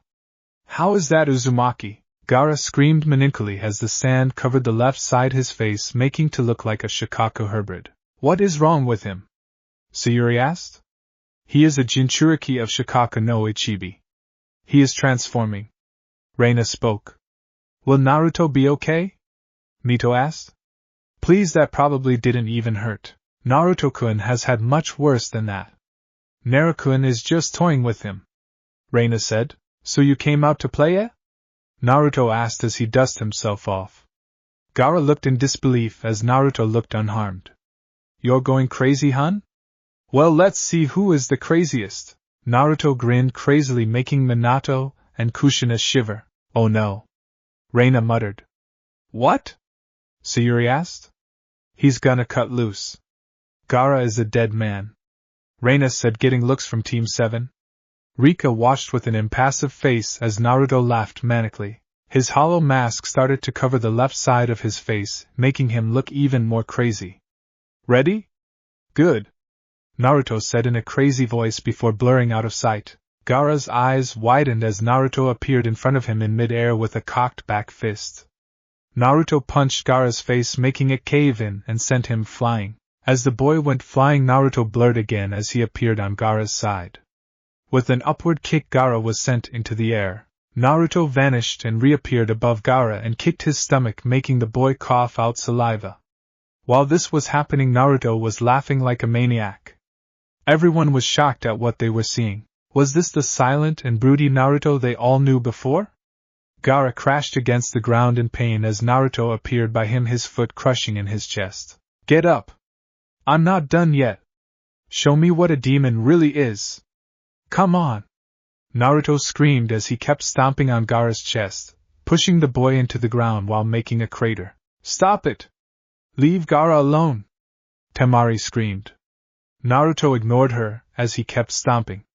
Before he knew it, he was thrown into the air and smashed into the ceiling. Stop! Gaara screamed as he glared back up as Naruto. Trying to stand, he was halfway up when Naruto appeared in front of him and kicked his chin, making his fly upward. Now I can kick your ass even more! Naruto howled before blurring in front of Gaara. Naruto snatched his neck and flew down to the ground, crashing. Dust flew everywhere as it faded. Everyone watched as Naruto was laughing crazily while repeatedly caving in Gaara's face. Naruto, stop, you win! Hate said, but Naruto ignored him and kept punching him. Minato shook from his shock and appeared in front of Naruto, and was about to pull him away when Naruto batted his hand away and glared at Minato. The Hokage froze in shock as Naruto's mask now covered his face. I would step away if I were you, Hokage. Naruto rasped out, but was thrown against the wall by Reina. Snap out of it! She yelled as she punched Naruto's mask. It shattered in small bits. Rei-chan? What happened? Naruto asked in confusion. Reina had tears in her eyes. She hugged Naruto. Baka! You said let loose, not cut loose. You nearly transformed, she said. I did. I don't remember anything after getting slammed into that wall. Naruto muttered. Naruto. Minato called, getting a raised eyebrow from the boy. Can I help you? Naruto asked. What was that? Minato wondered with narrowed eyes. HN. Naruto grunted as he stood and looked around the damage. Whistling, Naruto said, Wow.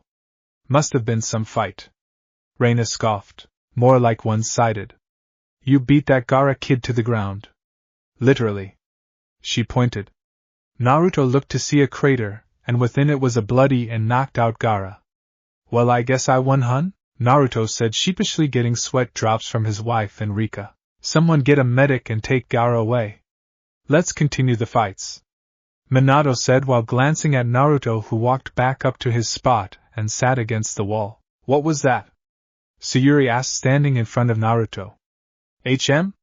That was my hollow mask. I sorta didn't have control. Naruto said sheepishly. You think? Sayuri shouted.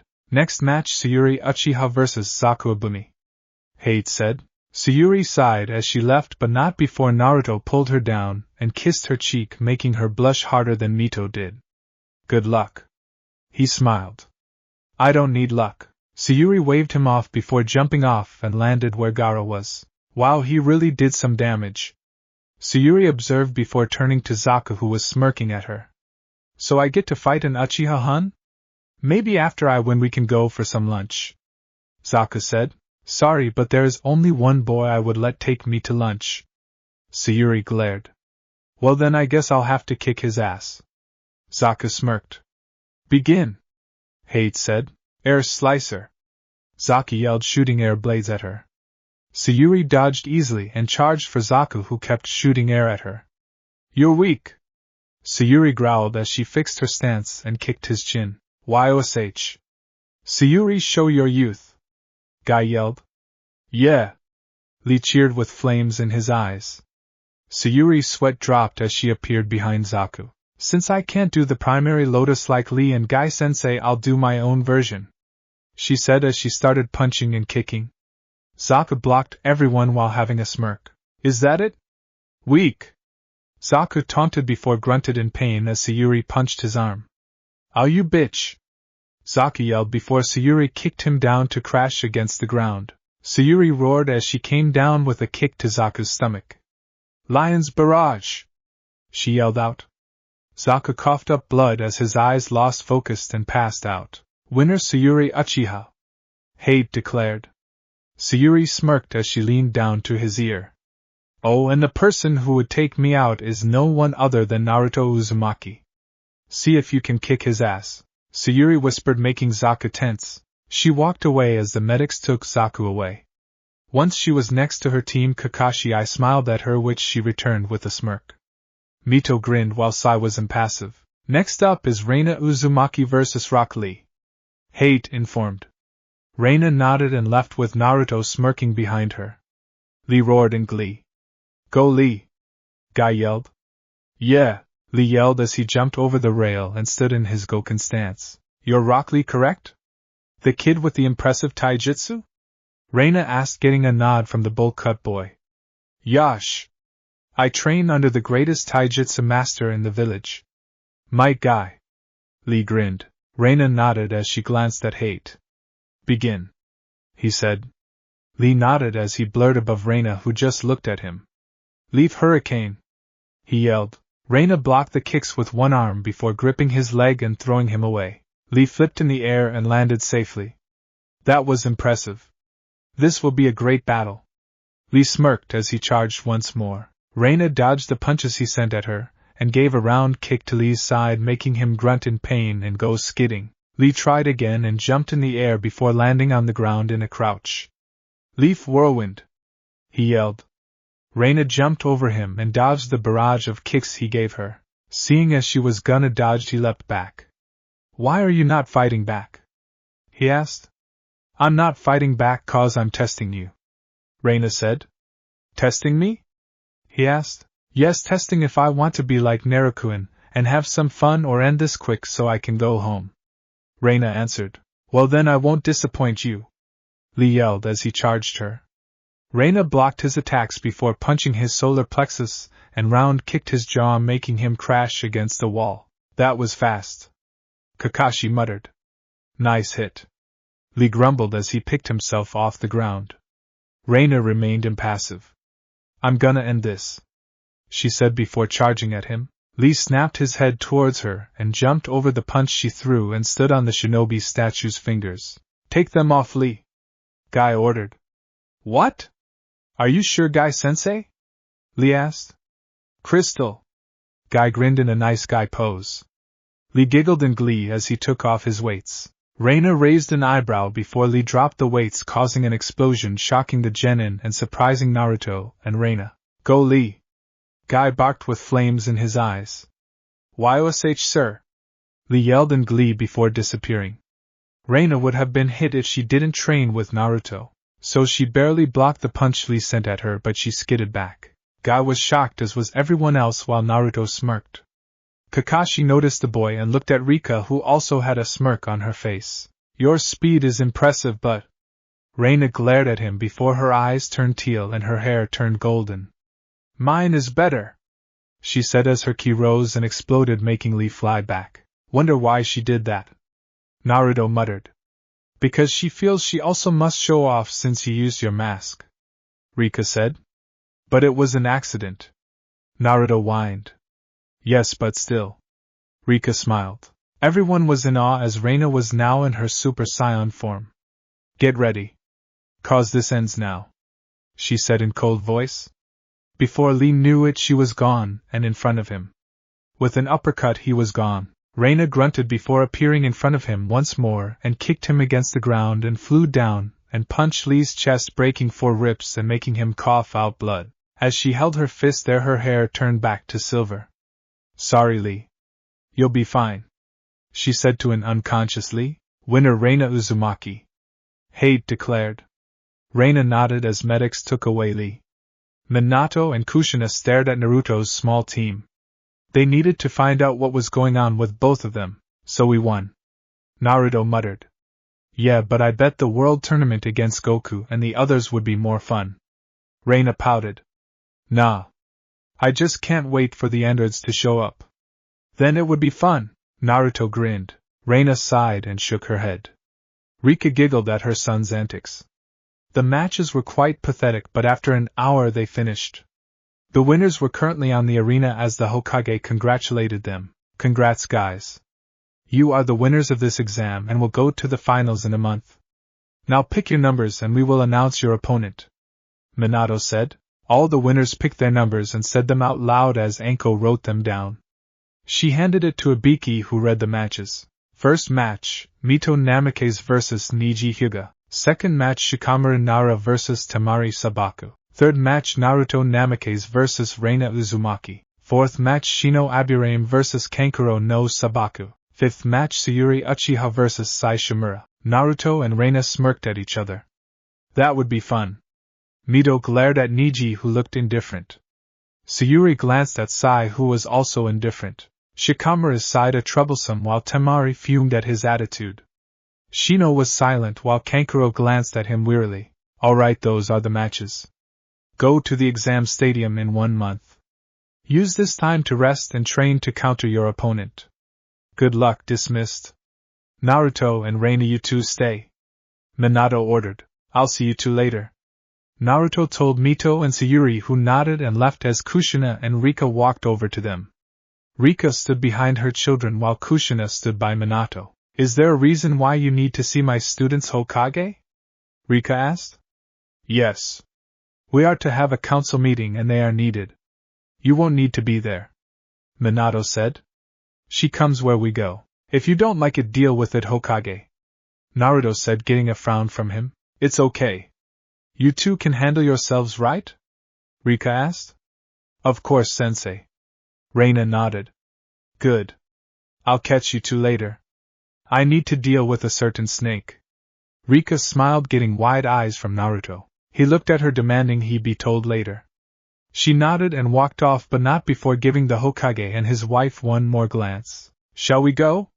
I have places to be, Naruto said in his impassive tone. Minato sighed as they all walked off.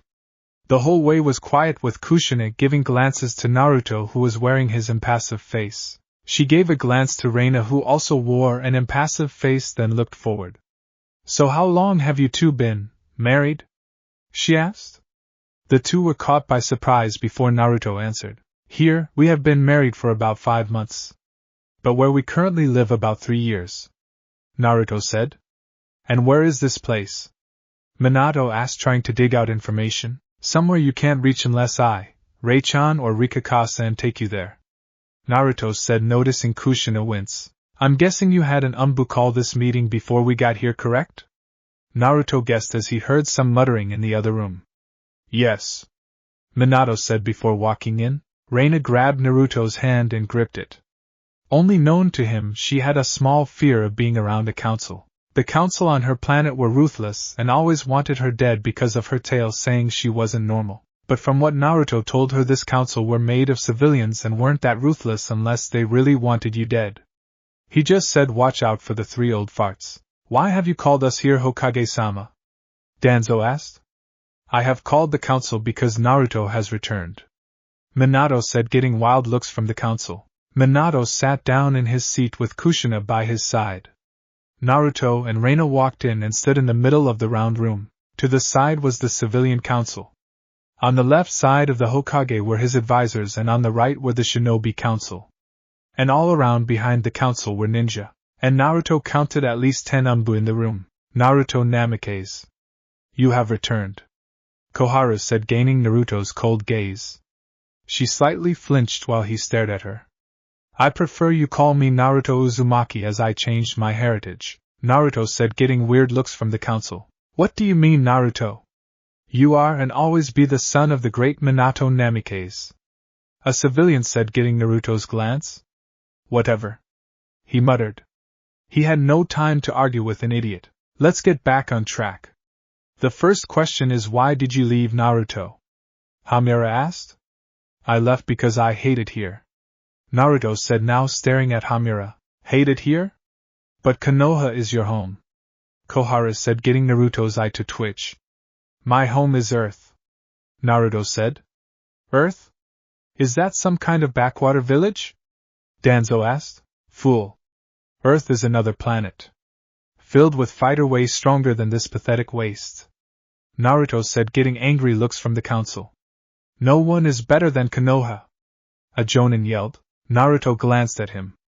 Oh, I would concur. You see, since I left I trained on Earth, becoming more powerful than I ever could here. If I wanted to I could level this village with just a powerful ki blast, Naruto said, getting confused looks. Impossible. No one could ever destroy Konoha by themselves. You must need a whole army, Koharu said. Naruto smirked. Okay, then I will give you a demonstration. Reina. Naruto called. Yes, Naruto?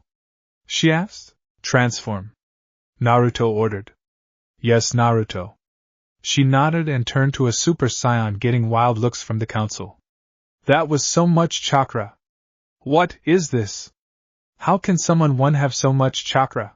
A Jonin yelled. It's not chakra, it's energy. And that is called a Super Saiyan, or SSJ for short. Naruto said with a smirk.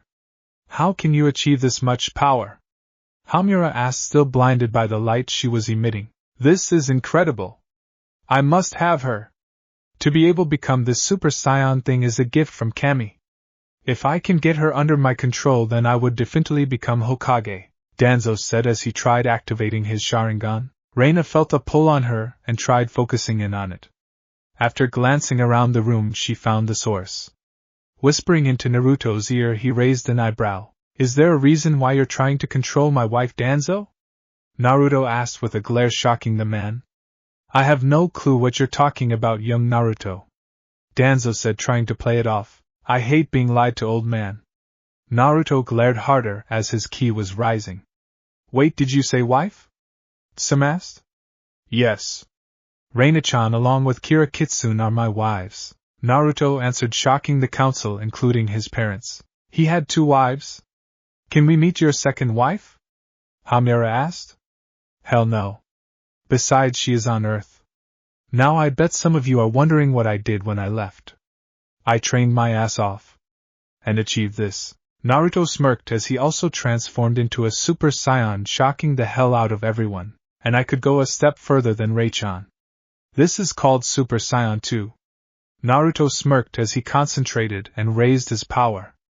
The aura around him grew as his hair turned silver and more spiky. Now the whole room was a bright light and everyone was nearly having a heart attack.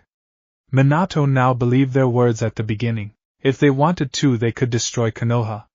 He needed to get Naruto back and Reina. They could be very valuable to Konoha. The council were thinking the same thing besides Kushina. Naruto Namikaze, we as the council order you to return to the village. Your absence can be erased if you... Ha ha ha. Do you honestly think I want to come back to this shithole? Naruto asked, cutting off Hamura. The only reason you all aren't 10 feet under right now is because Mito and Sayuri still live here. I could have killed you all when I arrived and you wouldn't have known what hit you. Konoha destroyed by some mysterious force. Maybe it was Kami. Naruto grinned evilly. If you don't return calmly, then we will have to by force. Danzo warned. Fuck you. Naruto smirked. Root. Umbu. Danzo yelled, causing Danzo's rude agents and Umbu to corner the 2 Saiyans. Naruto and Reina stared impassively as Minato and Kushina were too stunned to do anything. Naruto seemed to notice this and didn't hold this against them. Let me show you the power of a Saiyan, Naruto said as he started to fly, with Reina shocking the hell out everyone even more. Only the 9-dame and Sandame Tsuchikage had the power to fly. Naruto pointed his finger at the Umbu on the ground. Death beam scatter, Naruto said as a black beam shot out of his finger, but then multiple split from the one and shot through each and everyone's hearts, killing them all. And you? Naruto glared at Danzo. No one tries to control my loved ones and play it off like it's nothing, Naruto said as he powered a ki blast and shot it at Danzo, killing the man and sent him crashing through the building. Know this, Konoha. I hold the power to destroy the village. It's your own fault that you let me slip. But I am grateful that you did. Now I have power and happiness from leaving, Naruto said. Everyone was silent as they saw Danzo and the Umbu just die. Minato and Kushina Namikaze and Fugaku Uchiha. Naruto called, getting their attention. Your daughters Mito Namikaze and Sayuri Uchiha will be training with me for the month. I won't let Konoha hold back their power. Tell them I will come for them in 2 days. They will have to pack their things. Relay that message to them. Later, weaklings. Naruto smirked before he and Reina disappeared. Naruto appeared in front of the Uchiha clan head's house. Why are we here, Naruto-kun? Reina asked. I want to see Mikoto-chan and Itachi and I. Naruto said as he walked in. Sayuri, is that you? Mikoto asked, walking to the door to gasp. Hey Mikoka-san. Naruto grinned. Baka! She yelled as she started to squeeze the life out of him. Miko-chan, can't breathe, Naruto gasped out. Mikoto pulled away and smiled at him. I'm sorry, Naruto-kun, I'm just so happy to see you. Where have you been? And why did you leave without saying goodbye? Mikoto glared. Sorry, Miko-chan. I meant to say goodbye, but Mito and Sayuri were already trailing me down. Anyway, where is Itachi and I? Naruto asked, looking around. He is out on a long-term mission. He should be back when the finals start. Who is this? She asked, looking at Reina. Oh, this is Reina. She is my wife. Naruto grinned, making Reina blush a bit while Mikoto glared. How come I wasn't invited to the wedding? She asked. But Miko-chan, we didn't have a wedding. Rei-chan isn't really into that kind of stuff. Plus, when I proposed to her, we were in middle of battle. Naruto said. Oh. Well, hello Reina, I am Mikoto Uchiha. Mikoto bowed while Reina bowed also. Hello? Naruto-kun tells a lot about you. Reina smiled. Good things, I hope. Mikoto smiled overly sweet, which made Naruto step back a bit with a sheepish expression. Of course, Miko-chan. Naruto said. He tells the truth. He told me how you were his mother figure when Kushina wasn't. Reina said. Mikoto nodded. So how was the exams? I'm guessing you took them. She said. Yup. It was insanely easy. Sayuri and Mito passed easily also. By the way, I'm taking Mito and Sayuri away for the month. I'm gonna train them. Naruto informed. Okay. Where are you taking her? Mikoto wondered. Earth. It's my new home. Another planet similar to this planet but much better. Naruto smiled. Mikoto nodded with a smile. I can tell you're happy since you left. Mikoto said, getting a nod from Naruto. Yes. In fact, one day I'm gonna bring you to Earth so you can see it. Anyway, I must go, Ka-san. But I'll visit you soon. Naruto kissed her cheek and gave her one more hug before using instant transmission to go back to Earth. Naruto and Reina appeared by Goku's house to see a worried Chi-Chi. Shishi, what's wrong? Reina asked. Gohan and Goku left to go fight someone named Cooler. I'm worried about them. She said. Cooler? Who the hell is that? Reina asked. Doesn't matter, we need to see if they need help. Naruto said as he and Reina blasted off. As they were flying, Naruto stopped as he saw Goku using a Kamehameha against a big-ass-looking sun. He could tell his friend was losing, so he and Reina used instant transmission to appear behind him. Naruto, Reina! Goku said with gritted teeth. Hey buddy. Kami. Naruto started as he transformed into Super Saiyan 2. Hami. Reina continued as she was also Super Saiyan. HAA. The two yelled as Naruto fired a Super Kamehameha. The two ray beams merged with the first, making it bigger, and pushed back the sun blast. What is this? More Saiyans? No! I am Cooler! I will not lose! Cooler yelled as his attack was being pushed back towards him. He screamed in pain as it engulfed him, and shot him into space. As soon as he was gone, Goku transformed back to normal as he fell down to his knees. Thanks guys, that was tough. He panted. No problem. I'm just happy we got here in time, Naruto said as he and Reina reverted back to normal. Where is Gohan? Reina asked. He should be with Ikaros. He and Piccolo tried their best in fighting off his henchmen, but they were no match for Cooler. I was barely a match, Goku said. Naruto nodded. This just means we need to train harder. Reina smiled. Goku laughed with a nod before passing out. I'll take him home. You go find Gohan. Naruto ordered, picking up his friend. Reina nodded as she flew off to find her little brother. Naruto flew off towards Goku's house and ran into Shishi. Is he okay? And where is Gohan? She asked. He's fine. Reina went to go find Gohan, they should be back soon. Naruto said, getting a nod from Chi-Chi. Naruto laid Goku down and headed home. He cursed as he flew home. If strong opponents like Cooler showed up out of nowhere, then they would need to train harder. He just hoped these next 5 months on Earth would be uneventful. Sighing to himself, he made his way home to see his first wife. This is hard. Mito yelled in frustration as she and Sayuri trained with Naruto. Seteen was watching them with boredom. Why did I offer to train these two again? I could be out training with Goku and Gohan. They keep things interesting. Naruto muttered inwardly. It's been 3 weeks in Earth time since Naruto brought his sister and best friend over to Earth. The two were quite surprised how much Earth looked like Elam, but how different things were. After bringing them over, much to the council's dismay, Naruto introduced them to his 3 wives. Yup, 3. During the 5 months on Earth, Naruto proposed to Bulma, to which she happily accepted. It wasn't as romantic to Reina though, as she thought being proposed to in the middle of battle was extremely romantic to her. When she said that, everyone's sweat dropped. Mito and Sayuri were angry and disappointed, but when Naruto said they still had a chance with him as well, they were happy and got along with the other women. Mito was in awe as she met Kira, since she never met the Kyuubi before, even if she had her chakra. Naruto trained Sayuri and Mito on how to use energy, while Reina taught them how to use a Zanpakuto. The 2 girls were surprised when Naruto explained to them what it was. The 2 still didn't know the names of their Zanpakuto, but Zangetsu said they were familiar. Naruto, instead of sitting there, come on and help us, Sayuri said. No way. If you guys can't get this on your own, then you will never be able to learn other things, Naruto said. But it's so hard. We were able to get flying down. How come we can't launch a ki blast like you? Mito asked. Stop whining. To launch a ki blast, you have to be completely focused and in tune with your energy. You 2 are still thinking you're using chakra. The 2 are different, as energy is increased from physical power, while chakra is from physical and spiritual. Ryatsu is from spiritual energy. Naruto said. Okay, we get that, but how come we can't use energy? Sayuri asked.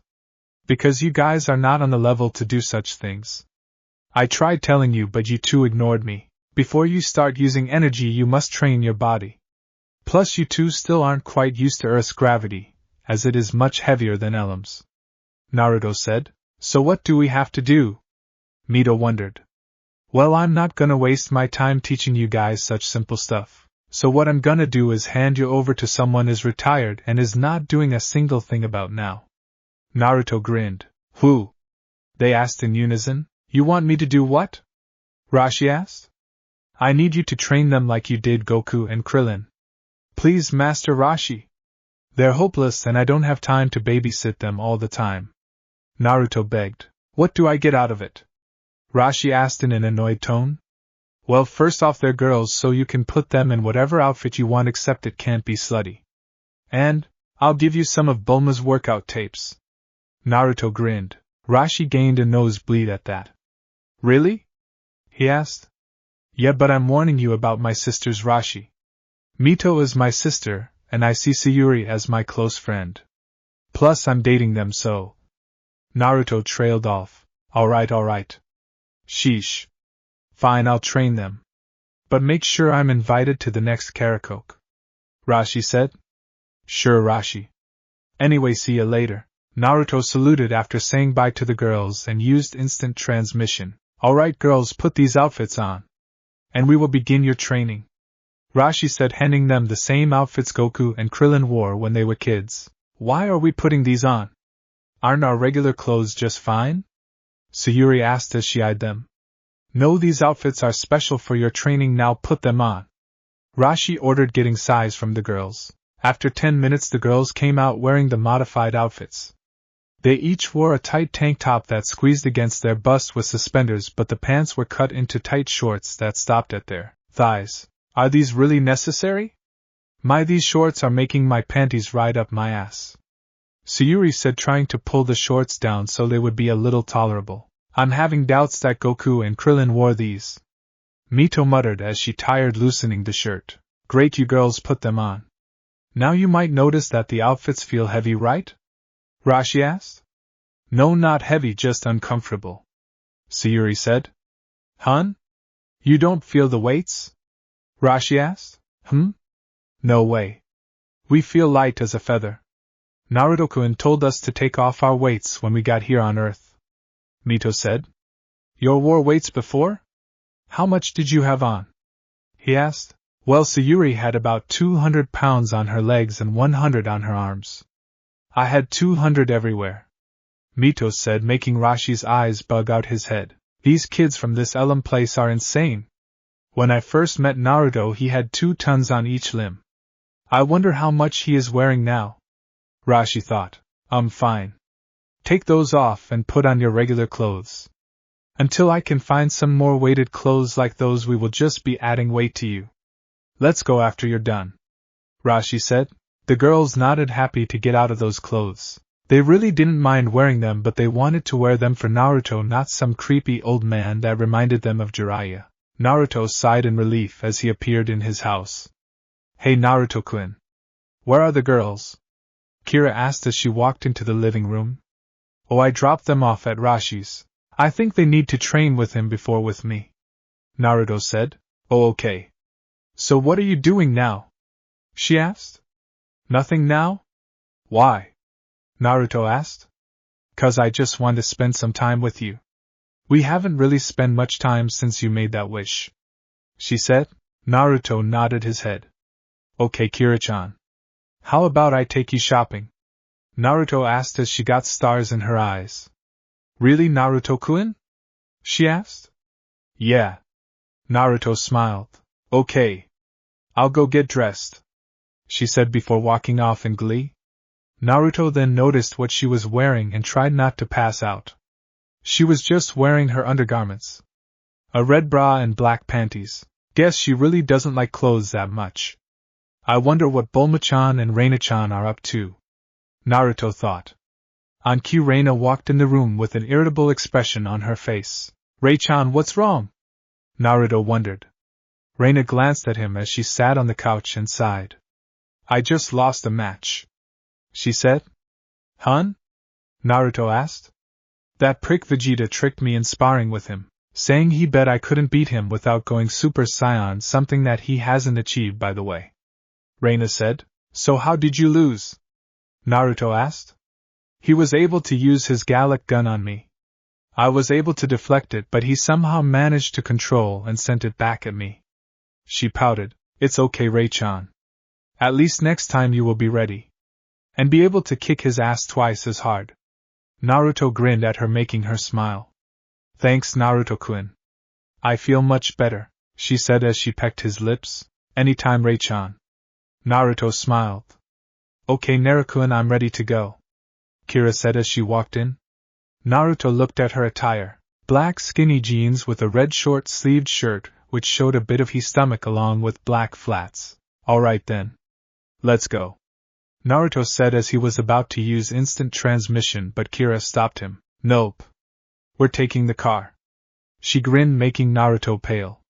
But Kira-chan, I don't like driving when I could just fly or transport there. Naruto whined. No whining. Don't you agree Naruto should drive more, Rei-chan? Kira asked. Yeah. Next time you're also driving me, Naruto-kun. Reina grinned, making him pale even more. Now let's get moving, mister. Kira grinned as she dragged Naruto to the garage. If you like driving so much, you do it, Naruto said. No way. Why would I drive when I have someone like you to do it for me? Plus, if you're a good driver, you could get an award while doing it. She cooed seductively, making Naruto eyes wide. Well, what are we waiting for? Let's get driving. Naruto grinned as he hopped into the car. Kira smirked. Hook, line and sinker. Great. She smiled as she jumped in and they drove off with the top off. 2 hours later, Naruto and another 2 Narutos walked into the house with bags in their hands. Bulma was currently sitting on the couch as she watched her husband and his clones put away the shopping bags. My. It seems you two have been busy. Bulma giggled. Tell me about it. Kira-chan almost bought out the whole store. And that was just the first, Naruto said as he put a bag down. Kira walked in with a cherished cat grin on her face. Adoring her arms were many Coach bags in different styles and colors. I swear having a rich husband is so great. Hey Bulma, look at the stuff I bought, Kira exclaimed as she walked to her fellow wife. Wow! Those are a lot of Coach bags. How much did this cost? Bulma asked. I don't know, but she drained Gamachan. Naruto cried comically as he poked his deflated frog purse. It was the only gift Jiraiya gave him that was worthwhile. Hell, it was the only gift Jiraiya gave him. Suddenly Goku appeared with a tired Mito and Sayuri. HM? Goku, what are you doing here? Naruto asked his friend. Oh hey guys. I came to drop off these two since I went to visit Master Rashi. Oh, Naruto, Gohan wants to have you spar against him tomorrow. Goku informed. Alright, I'll be there tomorrow.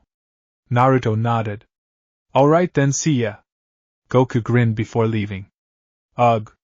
Mito and Sayuri groaned, getting the others to look at them. So take it you had fun? Naruto grinned. You ass. Rashi had us carrying boulders and walking on water from island to island back and forth. Do you know how tiring that is? Mito glared.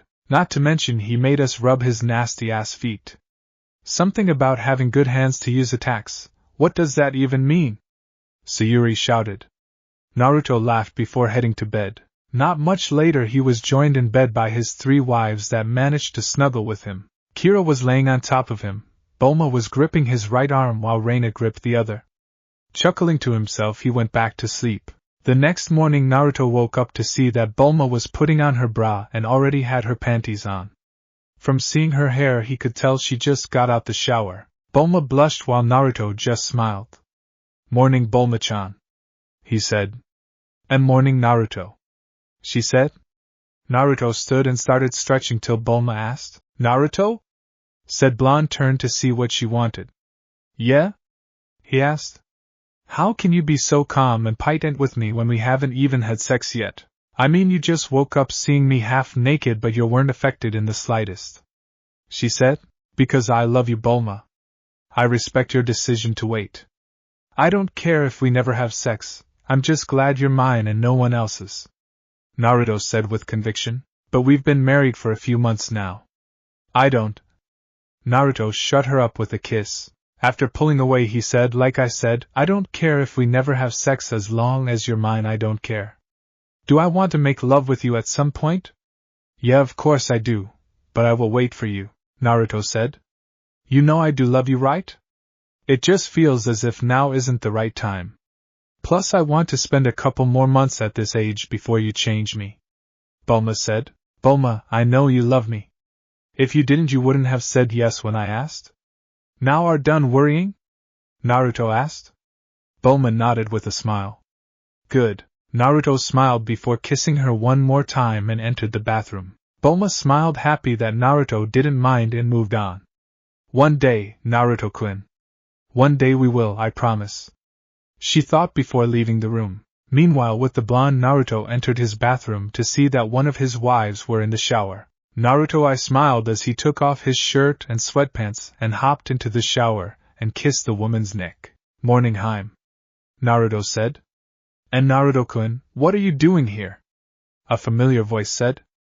Naruto's eyes snapped open to see long dark raven hair under him. As Sayuri-chan? What are you doing in my shower? Naruto stammered in shock. Bulma said I could use this one since Mito was hogging the one in our room. Sayuri explained. I'm sorry, Sayuri-chan. I didn't know. I thought you were Reina or Kira. I'll get out, Naruto said. Wait. Naruto-kun. Sayuri stopped him, much to his confusion. What is it, Saya-chan? Naruto asked. What were you gonna do if I wasn't here and I was Kira or Reina instead? She asked timidly. Naruto blushed because he knew what he would do. Well, I would do this. Mini Lemon. After Sayuri left for her and Mito's room, he got dressed and went downstairs for breakfast. Naruto saw pancakes on the counter, and next to it was a note. Taking the note, he read it. Morning, Naruto-kun. Me and Reina decided to go shopping today, so we'll be back later. Love ya, Kira and Reina. Naruto smiled and ate his pancakes. When he finished, a fuming Mito and a blushing Sayuri came downstairs. Naruto! Mito called, gaining a mental groan from Naruto. Yes, Mito-chan? He asked. How come Sayuri got to take a shower with you but I can't? She glared. Well, because you were hogging the shower. Maybe when Saya-chan hogs it you can take a shower with me. Sound fair? Naruto asked, getting a nod from her. Good. Anyway, I'm gonna drop you guys off at Rashi's for training as I spar with Gohan. So eat and let's go. Naruto said, getting nods from them. After dropping the two off, Naruto used instant transmission to appear by Gohan to be delivered a nasty punch that had him on the ground nursing it. Aye. That hurt. Naruto said as Gohan and Goku had stunned looks. Naruto? Where did you come from? Piccolo asked with an amused expression. Naruto stood and dusted himself off. I came to spar with Gohan. Naruto said. Oh yeah. I want to increase my training more. I feel like I might have mastered Super Saiyan. Gohan said. So you want to fight against me?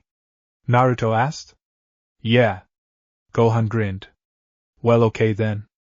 Ready? Naruto asked after leaping back. Gohan got into his stance and nodded. Alright then, here we go.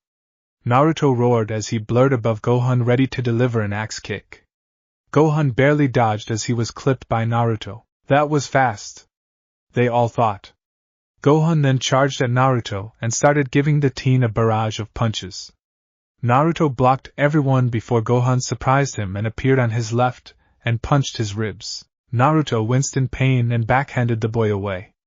Gohan groaned in pain before Naruto appeared on his left and kicked him upward. The boy flew higher into the air and managed to stop but rubbed his back. I won't be able to keep up with him like this, Gohan thought as he fired off a barrage of ki blasts. Naruto was able to deflect all of them with one hand.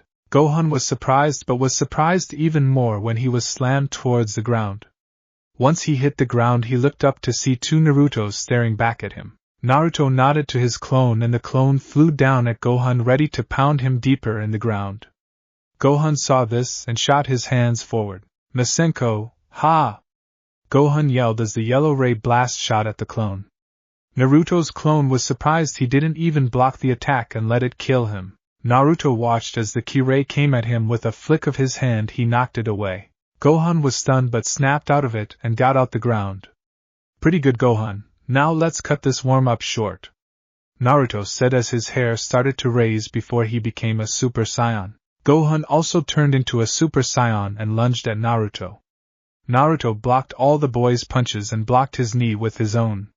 He surprised Gohan by grabbing on his ankles and shot down at crazy speed. Gra! Hunter Slam! Naruto yelled as he chucked Gohan at the ground. Goku and Piccolo watched with wide eyes at the crater Gohan created. The boy was gritting his teeth and his clothes were in rags. Ow! The boy grumbled. Looking up at Naruto, he could see a Kamehameha forming. Gohan looked shocked before quickly standing up and started to perform his own Kamehameha. Gohan yelled as he shot it at Naruto. Kamehameha. Naruto roared, shooting his at Gohan's.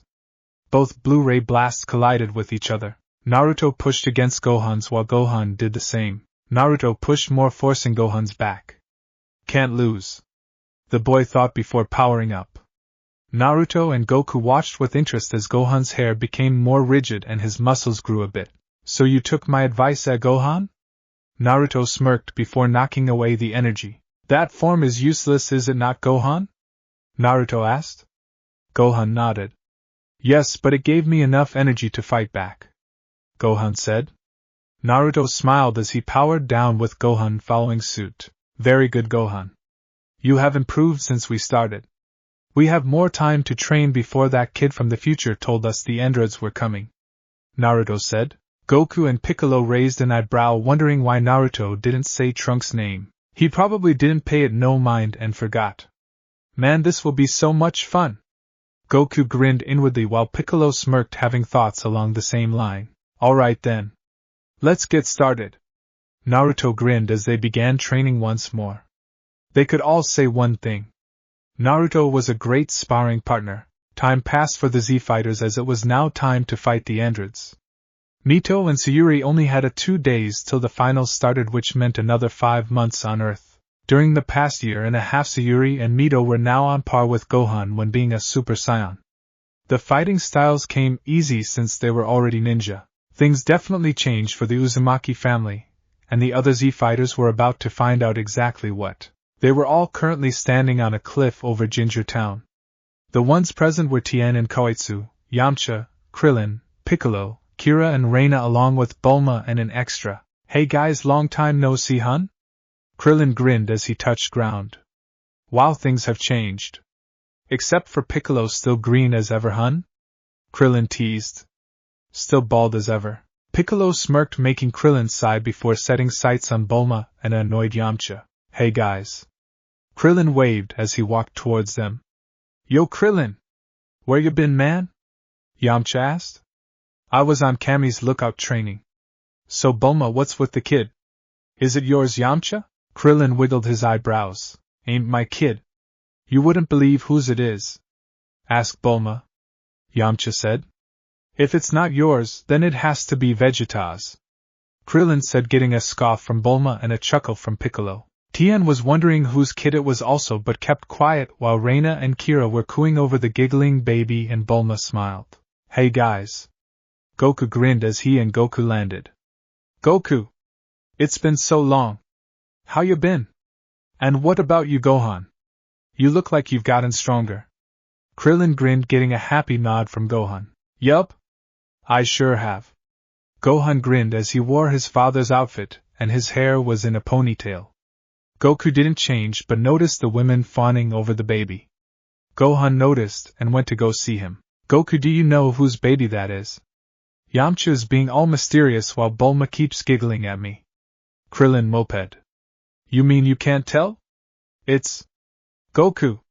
Wait till he gets here," Bulma scolded, getting a sheepish look from Goku. "Sorry." "Hey, have any of you seen Naruto and the other two?" Goku asked. "He said he needed to take care of something." Reina spoke, not diverting her attention from the happy baby. "What time is it?" "The androids are gonna attack with or without him," Piccolo said. "You worry too much, Piccolo," a voice said. Every turned their heads to see Naruto smirking at them before touching base. "Hey, you're that guy from before. Naruto, right?" Krillin asked. "Yup, that's me." Naruto smiled. The blonde no longer sported the clothes he wore against Frieza. Instead, he wore a sleeveless shirt with a high collar. A silver line ran down the middle of the shirt before stopping at his pants, which had silver flames on the side of the black baggy pants. Naruto wore silver boots that resembled Goku's with a black outline. On his arms were black gauntlets with silver trimming. In the middle of each gauntlet were red jewels. Reina still wore her outfit while Kira wore the same except with different colors. The jacket and sash were red while the pants and shirt were black. Strapped to her back was the same katana Naruto had when he first showed up. "Naruto, where are Mito and Sayuri?" Kira asked her husband. "With the kids," Naruto said, shocking Krillin, Yamcha and Tien. "Oh, okay." Kira nodded. Bulma then marched up to him and held the baby she was holding up to him. Naruto raised an eyebrow as the baby had a straight face before busting out laughing. Naruto grinned before taking the baby. "What's going on here?" Krillin asked. "Can I say now?" Goku begged.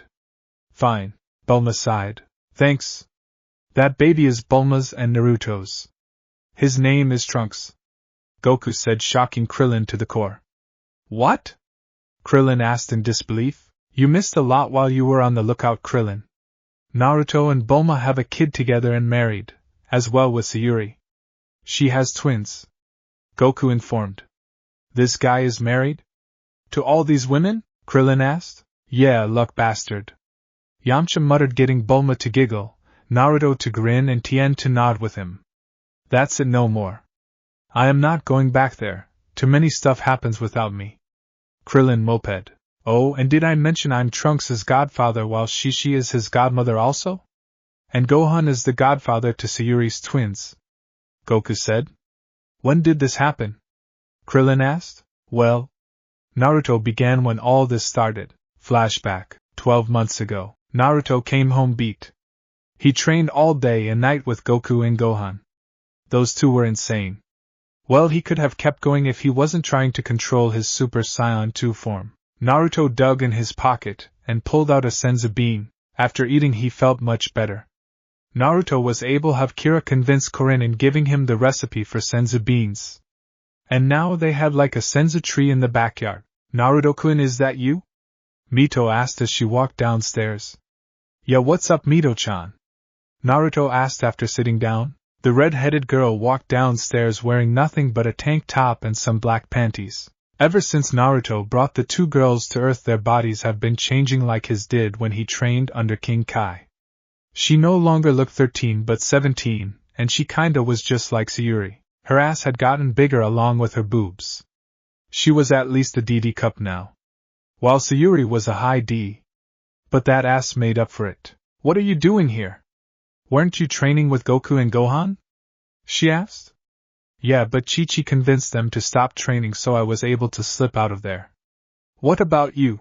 Naruto asked as she sat on the couch with him. The girls wanted to go out shopping together.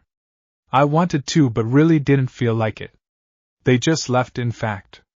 Mito smiled. Oh. So what do you want to do? Naruto asked. Mito looked down like she was thinking about something. Naruto-kun, would you ever marry me? She asked. Naruto raised a brow but answered nonetheless. Of course. Was I gonna do it now? No. But I was gonna do it. Naruto said. But why would you marry me? I'm your sister. She said. Mito-chan, you're more than my sister. Hell, if you really want to know, we're actually distant cousins if the blonde hair is anything to go by. But I love you all the same. As one of my best friends. Hell, even when you were my sister, you were my best friend. Yeah, we argued, but still. Naruto smiled. Mito looked up at him and leaned forward, claiming his lips. Naruto kissed her back before she pulled away. Take me, Naruto-kun. I want to be yours, she said with conviction. Naruto smirked. You already were, from the very beginning, Naruto said as they blurred upstairs to his room. Elsewhere, Kira was out with the other girls with a huge grin on her face before she felt something in the back of her mind. She stopped and started to ponder what it was before Mito told her to hurry up. Shrugging, she ran to catch up and continue the night. The next week, Naruto and Bulma were in a restaurant laughing before Bulma calmed down and looked at her husband. Naruto-kun, I'm ready, she said. Ready? Ready for what, Bulma? Naruto asked, confused. Bulma blushed before saying, to become young again. I don't want to wait any longer, she said. Naruto tensed when he heard the last part. The last time he heard those words, he and Sayuri went at it. Okay, then when do you want to do it? Naruto asked. After dinner, if it's possible, she said. Yeah, sure. Naruto smiled. Bulma smiled before saying, I love you, Naruto. I really mean it, Bulma said. Naruto smiled softly at her. I love you as well, Bulma, Naruto said. She smiled before finishing her food and they started laughing again. Naruto and Bulma walked home while Kira was reading a magazine. Kira-chan, I need your help. It's time, Naruto said. Kira raised a brow before giggling. Okay then, let's start the process, Kira said as she stood and walked into another room. Naruto grabbed Bulma's hand and followed after Kira. When they arrived in the room, there was an altar. I never knew this was in here, she said. Yeah, it wasn't before. I just summoned it. Okay, Bulma, go stand on it while we prepare the seal, Kira said. Bulma nodded and did as she was told, but before she moved, Naruto kissed her passionately. Ahem. If you keep kissing her like that, I won't be able to help myself, Kira said. Naruto grinned sheepishly at her but let Bulma go. Once she was standing, Naruto and Kira sat in front of her. They bit their thumbs and started going through hand seals with their eyes closed. Bulma was confused but realized Naruto was doing the ninjutsu he was telling her about. Suddenly they slammed their hands on the ground as a seal formula circled around their hands. It started to spread till it was drawn on the altar. The two started pouring their chakra into the seal while their eyes were still closed. Bulma felt a little funny but didn't comment on it. A bead of sweat rolled off their foreheads before the funny feeling started to grow. In a burst it was gone, as was the seals on the altar. Naruto and Kira wiped their foreheads and looked at Bulma, who was still tall but more slim and looked as she did when she met Goku, but a little older, about 17-18. Her hair was a little longer while her eyes were slitted. Kira, what is that I'm feeling? Naruto wondered. It seems our chakra added to hers and gave her a little power.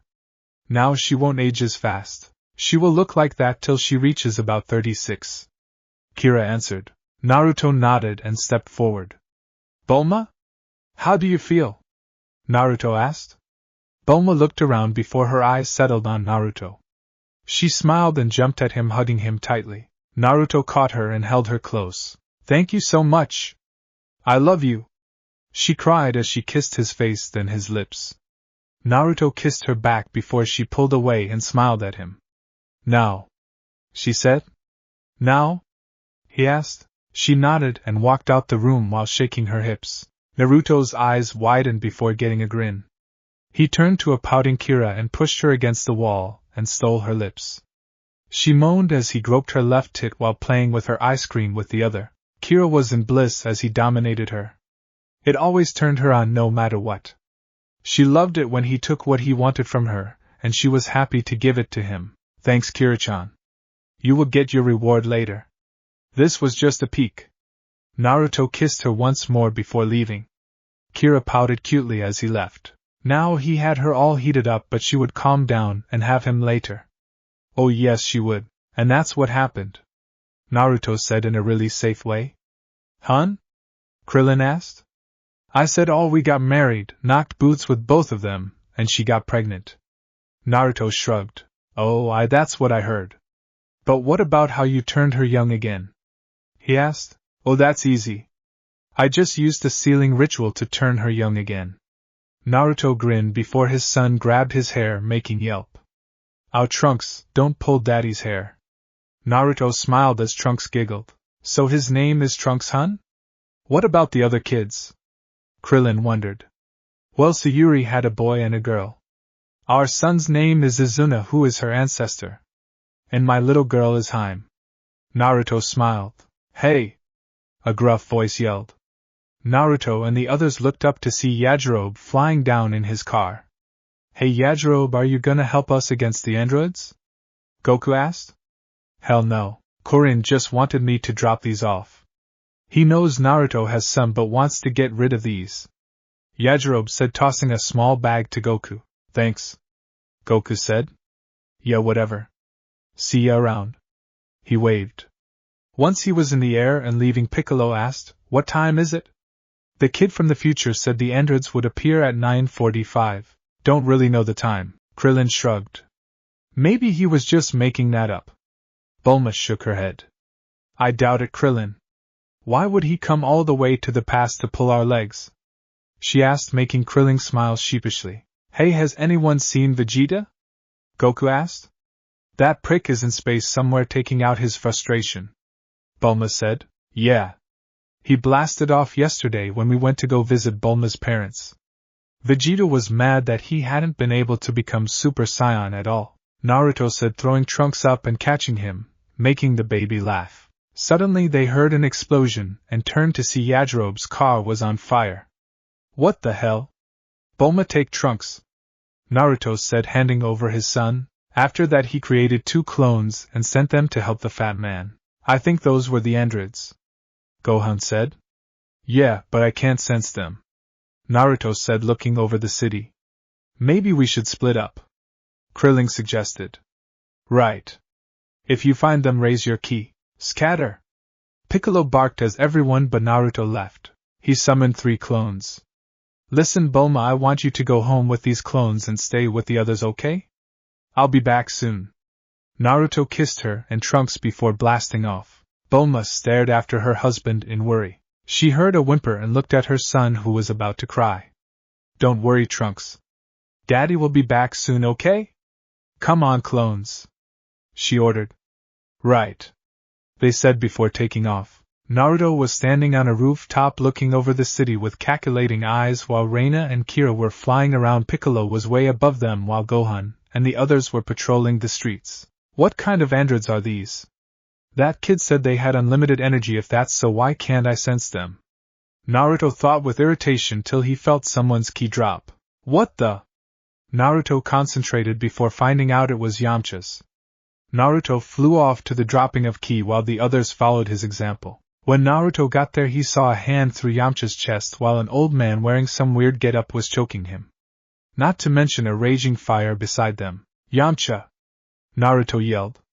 The old man looked behind Yamcha to see more guests. I think he belongs to you, the man said, throwing Yamcha to them.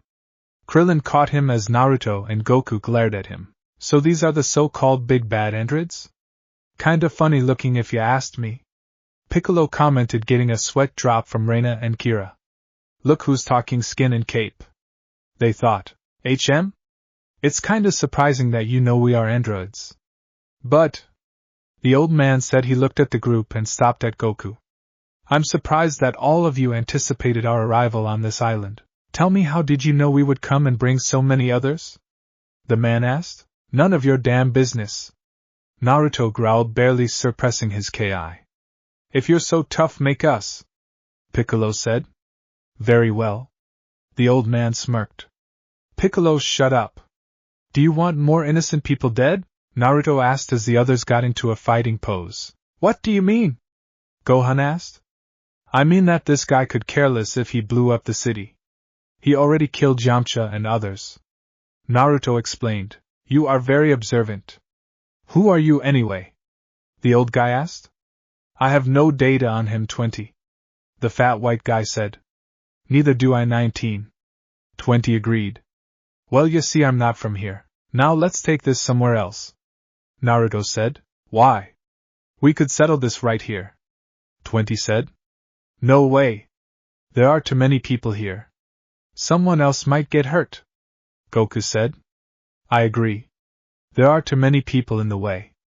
20 said as his eyes hummed red. Reina! Naruto called as Reina appeared in front of Android 20, and kicked his head to the curb, making his whole body fly and crash against that building. What speed? Piccolo thought. Nice try. But we are moving somewhere else.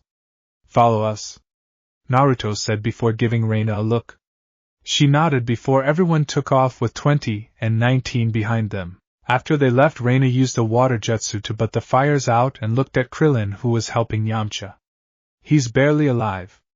Here, give him these, Reina said, handing him 2 senzu beans. Krillin nodded before she took off to help the others. Here, buddy, take these, Krillin said as he fed Yamcha. After eating them, Yamcha speaks. Krillin, where are the others? He asked. They took the androids somewhere else, Krillin informed. What? We have to tell them that the androids absorb energy, Yamcha said as he blasted off with a stunned Krillin, who followed a few seconds later. Naruto and Goku were flying in front of the androids, who were behind them, and the others were behind them watching them. What are we gonna do about them? Goku asked. No clue. Just hope we're strong enough to turn them into scrap metal, Naruto said. Goku nodded as they sped up with the others in tow. As they kept flying, Android 20 was growing impatient and commented on that as he and 19 came to complete stop. Stop. I'm tired of flying, we fight here, 20 said as he and 19 flew down the ground. What nerve? Naruto muttered before Natsu and Goku was panting. The hell is wrong with him? We were just flying, Naruto thought as Goku flew down to meet the androids. Shrugging, Naruto joined them. Goku looked around, noticing there was barely any life around. So are you ready, Goku? 20 asked, surprising them. How do you know him? Tien asked. I know all of you. The name is Piccolo, you Tien, you are Gohan's son of Goku, while the other pest was Yamcha. But we don't have any data on you 3. He said, indicating to Naruto and his wives. Reina and Piccolo weren't worried about that as they were trying to figure out why the hell he picked the rock area. High ground, lots of places to hide. I see. Reina inwardly smirked, while Piccolo nodded, coming to the same conclusion. How do you know us? Goku asked, panting. Tien glanced at him, while Naruto heard. What's up with him? Kira wondered. Something isn't right with Dad. Gohan thought. Fine as you wish. But I doubt that is. Would you shut up and say it already? Damn. Naruto said as his eye twitched. 20 narrowed his eyes at him before continuing. You have been under my watch for some time. By a highly sophisticated remote tracking device. 20 said. This guy is a major stalker. Reina thought. This device could detect your energy matter and was planted on you at the World Martial Arts Tournament, when you were still a boy. 20 said. Pedophile. Kira thought in a sing-song voice. Your every move was calculated, the secrets of your Kamehameha were revealed. Over the years followed your many battles. He watched as you grew stronger over the years, to raise to astounding new heights, and by watching learned. You were studied till had enough information to create the perfect fighting machine. Powerful machines. Fully capable machines that had the power to destroy you. Like the way you destroyed the Red Ribbon Army, 20 said. This is just a grudge? Goku asked. How weak. Naruto muttered. From the day you destroyed the Red Ribbon Army, seeked revenge. We will realize his dream. 20 said. So basically you're supposed to be these perfect fighting machines, I take it? Piccolo asked. Yes, I have been designed by my creator to surpass you in every possible way. 20 said with a small smirk. Now I'm just curious. Was he spying on Goku when he went to Namek? Naruto asked. No. He had enough information to stop and create us. 20 said. Then I'm guessing he wasn't spying on us during these last 3 years, right? Naruto asked with his own smirk. Then you don't know everything. You think you do, but you don't. Goku smirked. 20 raised an eyebrow at this. Goku and others among us are way stronger than you think. Did he predict Goku and Gohan can become a Super Saiyan? Piccolo asked with his superior smirk. Super Saiyan? 20 asked in confusion. In a flash, Goku, Gohan, Reina and Naruto were Super Saiyans scaring the shit out of the androids. Not that they showed it. Tien knew about Gohan but was still surprised. What is this? 20 gasped out. 20 Their power is higher than we predicted. 19 said. No shit, Sherlock. Goku, which one do you want to take? Naruto asked. No, stand back. I got this. Goku said. Alright, just don't get your ass kicked. Naruto said. 19 Handle him. 20 ordered. 19 nodded as he stepped up to Goku. At that point Krillin and Yamcha were next to Piccolo. Guys. Those androids can absorb energy. Yamcha said as Goku charged for 19. What the hell you mean? Naruto demanded. When I found them, that old one was sapping my energy like it was a drink. Yamcha said. Naruto froze as he snapped his head to Goku was now in the air beating the crap out of the fat android with a barrage of punches and kicks. He'll be fine. Kira said, putting a hand on his shoulder. It's not that. Do you remember when that kid from the future told us about the androids? He asked as they all nodded. He said that the androids had unlimited power and never got tired. If that is the case, then why the hell do they need to absorb energy when they tire? Naruto asked, shocking the group as Goku just sent the androids flying. But he's fine, so what the deal? Yamcha asked. The deal is we're not dealing with the right androids, or that kid has his info wrong. Naruto said. So what? We can take him. Look at Goku go, he's wasting him.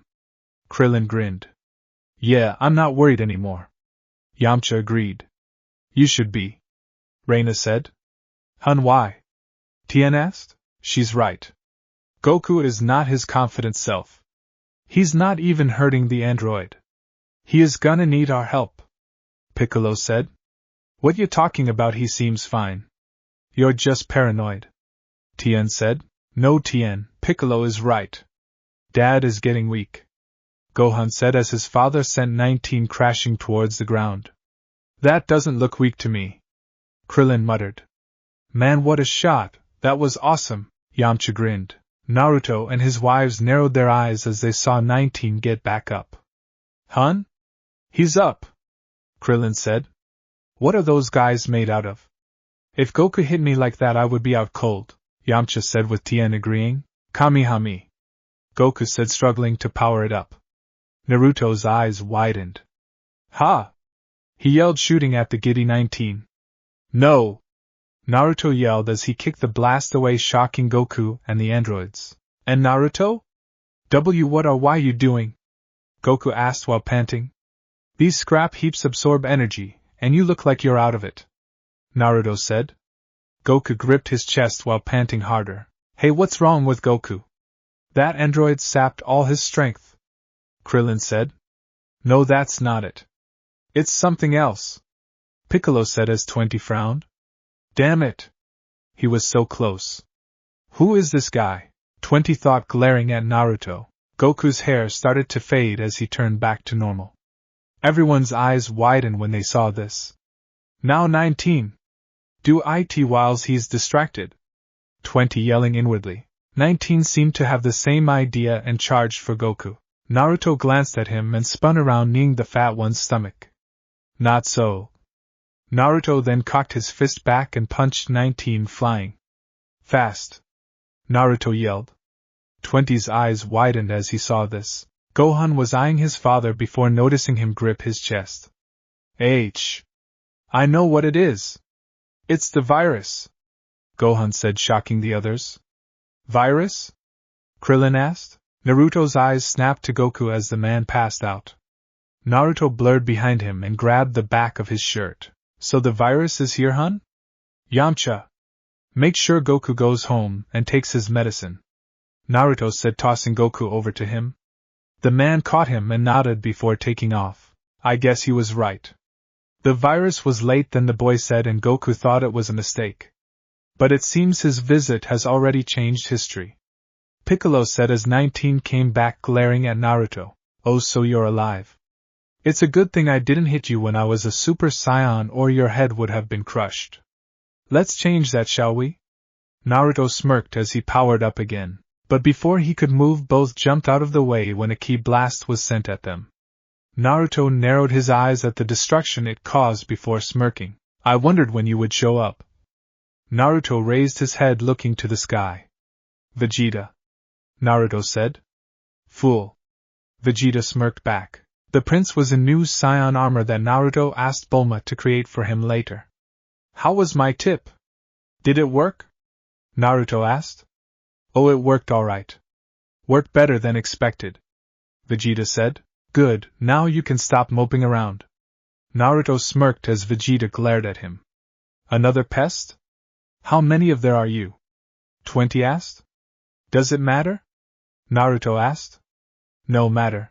It doesn't matter how many you have or if you can go this, Super Saiyan, we can still crush you into the ground. 20 smirked. Is that so? Which one? Naruto asked. I'll take Fatty while you hand the old man, Vegeta said. Naruto nodded as both turned Super Saiyan, shocking the others. Whoa! When did Vegeta become a Super Saiyan? Krillin asked. Who knows, but with 4 of them this will be a piece of cake since Goku isn't here, Tien said. You too, hun? 20 muttered. Let's go, Naruto said as Vegeta nodded and took off.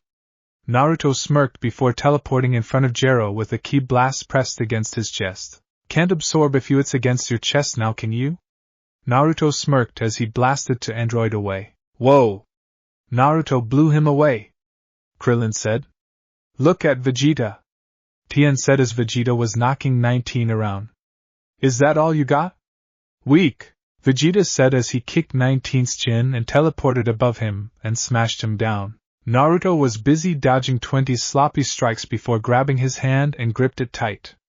The audience was surprised how Naruto and Vegeta had the same idea as the Saiyan Prince was pulling 19's hands off. It's funny how you are so fond of these hands of yours, Naruto said, squeezing tighter.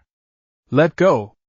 20 barked, trying to grab Naruto's face, but the blonde Saiyan snatched his other hand. Sorry, but I win, Naruto said before he heard a boom.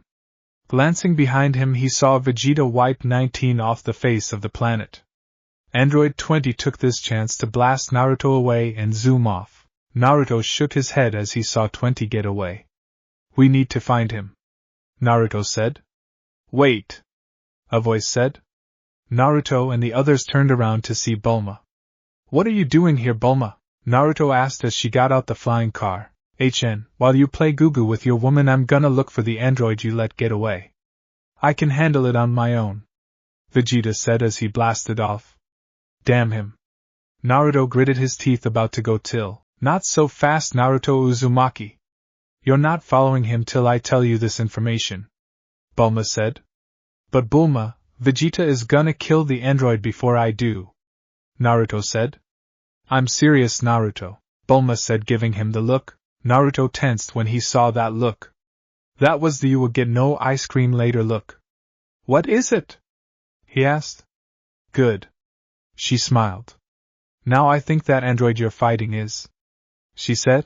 Naruto looked confused. So what? Naruto asked. That means that has turned himself into an android and probably has more, Bulma said, shocking the hell out of them. The fuck you mean more? Naruto asked. More. My father said was crazy but a genius. If he really wanted revenge on Goku like I overheard, then he probably has more than himself and the other android, Bulma said. That's probably why he ran off. He probably knew he couldn't take all of us and must want to go to his base and get these new androids, Kira said. That's the only solution. Reina nodded. Then how are we gonna find him? We won't be able to search for his energy, Gohan said. Yeah. So we'll have to split up and look for him, Piccolo said. Are you sure that's a good idea? Krillin asked. Yes. Now let's hurry before Vegeta takes my kill, Naruto said before kissing Bulma's cheek and flew off. The others nodded before taking off, also leaving Bulma and a sleeping Trunks in the car. Sighing, she got back in and took off, ready to go home. The Z-fighters were busy in the mountains looking for Gero. Gohan looked low while Krillin looked lower and Piccolo looked high. Tien looked in between while Reina, Naruto and Kira were on the ground or above Piccolo watching. They couldn't find Vegeta, so they let him be. I should just blow this whole place up. That will draw him out, Naruto thought before getting a vision of Reina and Kira scolding him about it. He sighed as he thought of a new plan. I am so whipped. Gero was being sneaky like a rat, eyeing his next victim. He studied Gohan, Tien, Piccolo, and Krillin. He looked around before spotting Piccolo, whose back was to him. Yes. Piccolo is the one.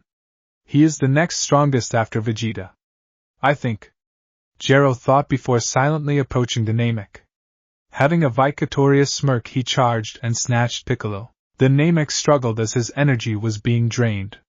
He tried prying the hand off his mouth, but he was too weak. Gohan, come quick. It's me. The android has me, Piccolo said mentally. Gohan heard the voice and spun around and charged for his green friend. Naruto and the others seemed to notice Gohan and flew to join him. Meanwhile, Piccolo was becoming tired rapidly as Gero talked trash. But before he knew it, Gohan kicked him off Piccolo. Gero flew towards a rock before being kneed by Naruto. Thought you could escape me? Fat chance, Naruto yelled as he swatted Gero away with incredible speed. As he stood back up from the ground, he noticed he was surrounded. How? No matter. I have enough energy to destroy all of you. Gero smirked. Get over yourself / shut up, Naruto and Vegeta said. I'm really tired of you underestimating science. Makes me want to smash your brain, Naruto said. I agree. We are an elite race. We can handle you. Especially by myself. Vegeta smirked. Sorry, Vegeta, but he's mine. You had fatso, Naruto said. Please. He wasn't even able to satisfy my needs. Vegeta scoffed. Piccolo finished munching on the senzu bean Krillin tossed him and flew down behind Gero. Both of you stay out of this. I owe him, Piccolo said. Hell no!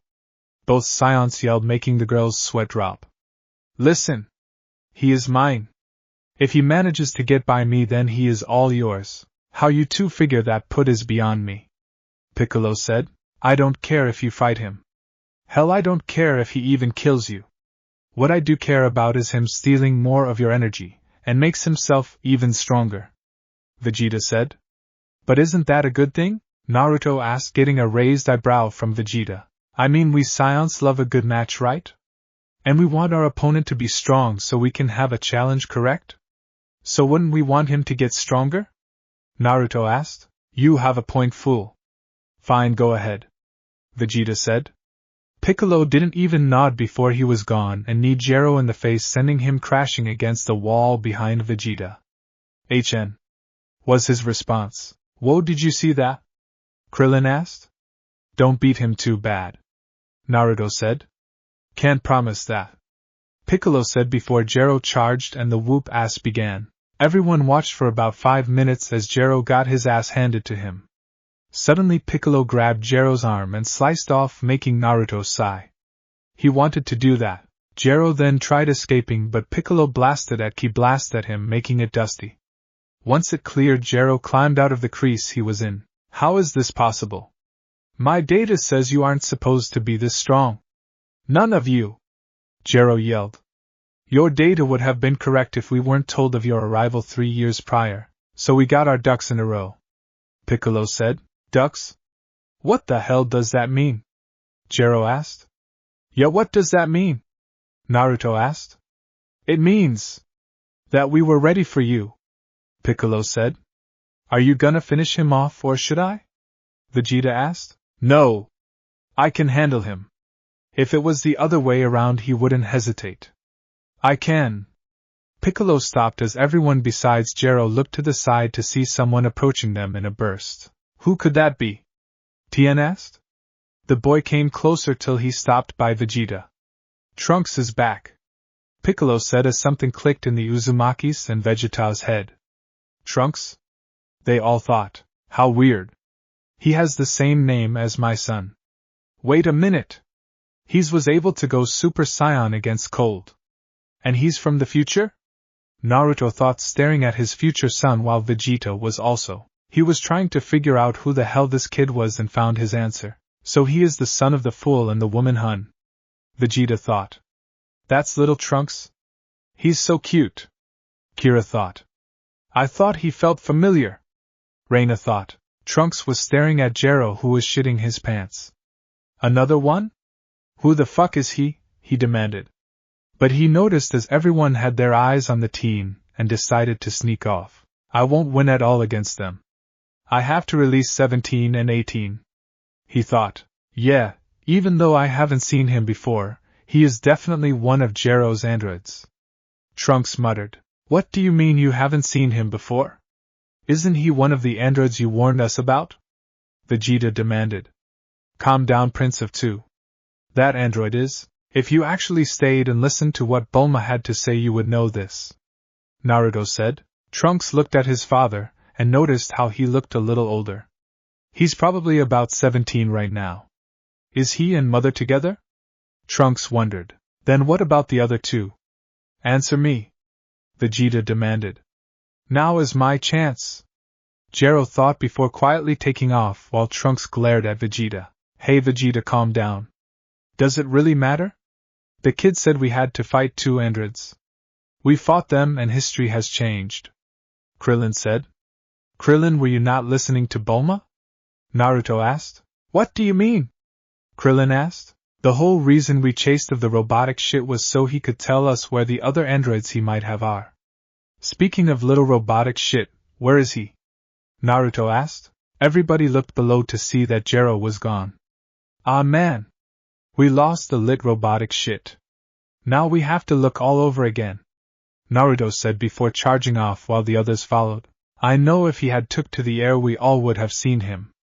Which means he's on foot, going through these narrow-ass canyons, Naruto summarized. He didn't get very far. He is on foot after all, Naruto said as he dived down through the canyons. You're a fool, Vegeta said next to Trunks.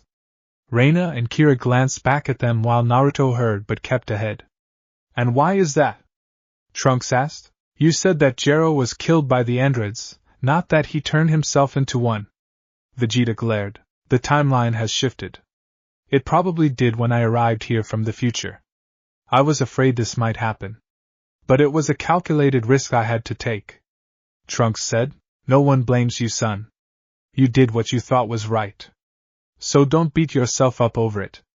Naruto grinned back at him, making Trunks' eyes widened.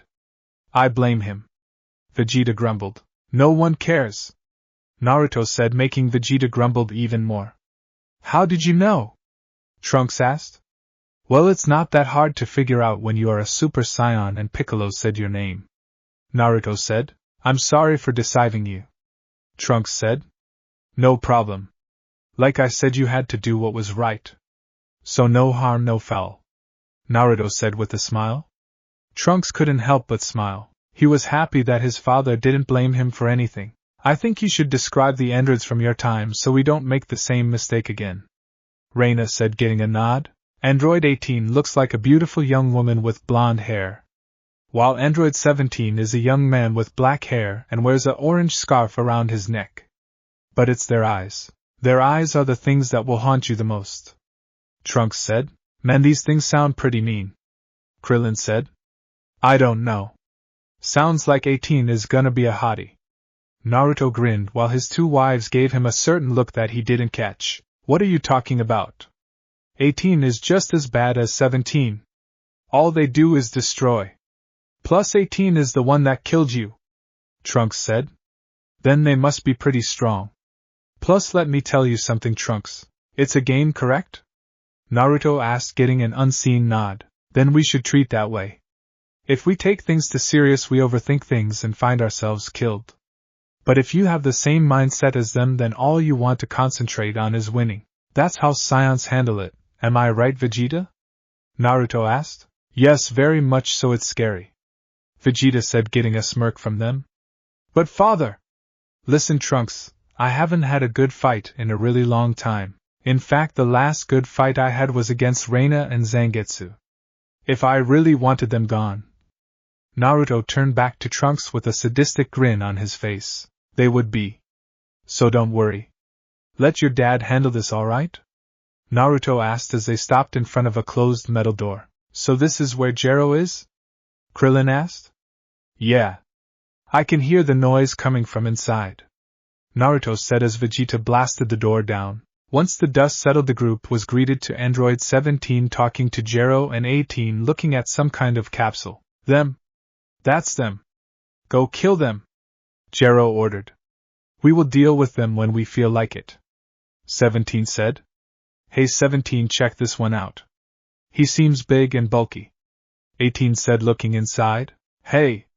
Get away from there. Android 16 is not ready yet, Jero said. Android 16? There's another one? Trunks asked in disbelief. 18 was about to release him when Jero started hollering like a fool. I order you to leave 16 alone and kill them, Jero barked. I'm tired of your mouth, 17 said as he kicked Jero's head off his shoulders. Your time is finished, old man. 17 smirked before killing Jero by stomping on his head. 17 glanced at the Z-fighters who were waiting. Krillin was shivering while Trunks was shaking in anger. Let our friend out, 17 said. Okay, 18 said. No! If that thing is let out, it will be the end of us all. Trunks screamed as he flashed Super Saiyan and flew into the air. What does he think he's doing? Fool! Control your son, Vegeta ordered. Shut it, Vegeta, Naruto said. Burning attack! Trunks yelled as he shot his blast at them. The lab exploded as Trunks panted. Once the dust cleared, 17 and 18 were elsewhere unharmed while 18 held the capsule. Why did you do that? 17 asked. And no way.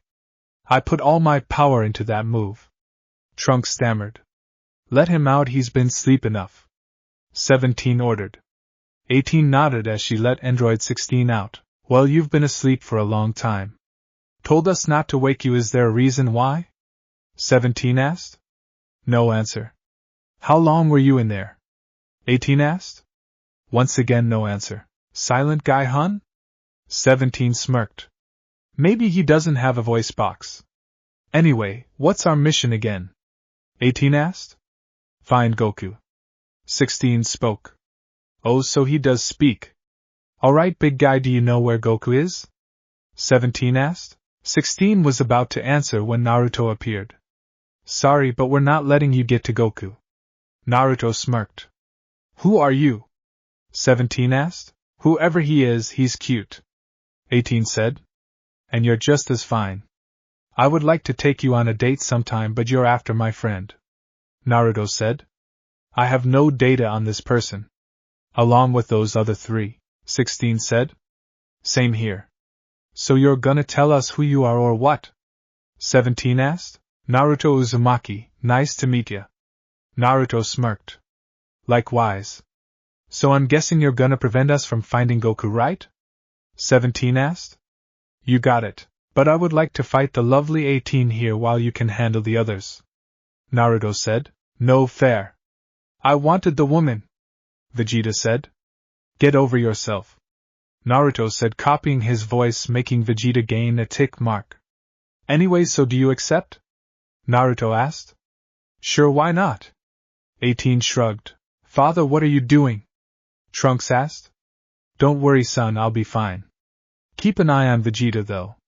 Naruto said. Trunks looked at his father in worry before Reina put hand on his shoulder. Reina-ka-san. He breathed. Don't worry about him. Naruto-kun can handle himself. Like he said before, if he saw these guys as a threat to his home, he would handle it immediately. Reina smiled at him. Trunks felt a little better and nodded. All right, he said. Good. Now let's watch Vegeta get his ass kicked. Reina smirked while Trunks nodded. Meanwhile, with Naruto said Blonde was with his fellow Blonde in the canyons. So tell me, 18-chan, are you full robot or mostly human? Naruto asked. The latter. What about you? You got any special powers? She asked. You bet. Naruto smirked as he turned Super Saiyan. So you can become a human nightlight. I can tell you're gonna be a good fight. 18 smirked. Yeah, I bet you are too. Naruto smirked back as he got into his fighting position. 18 did the same as they stared off before they flew at each other.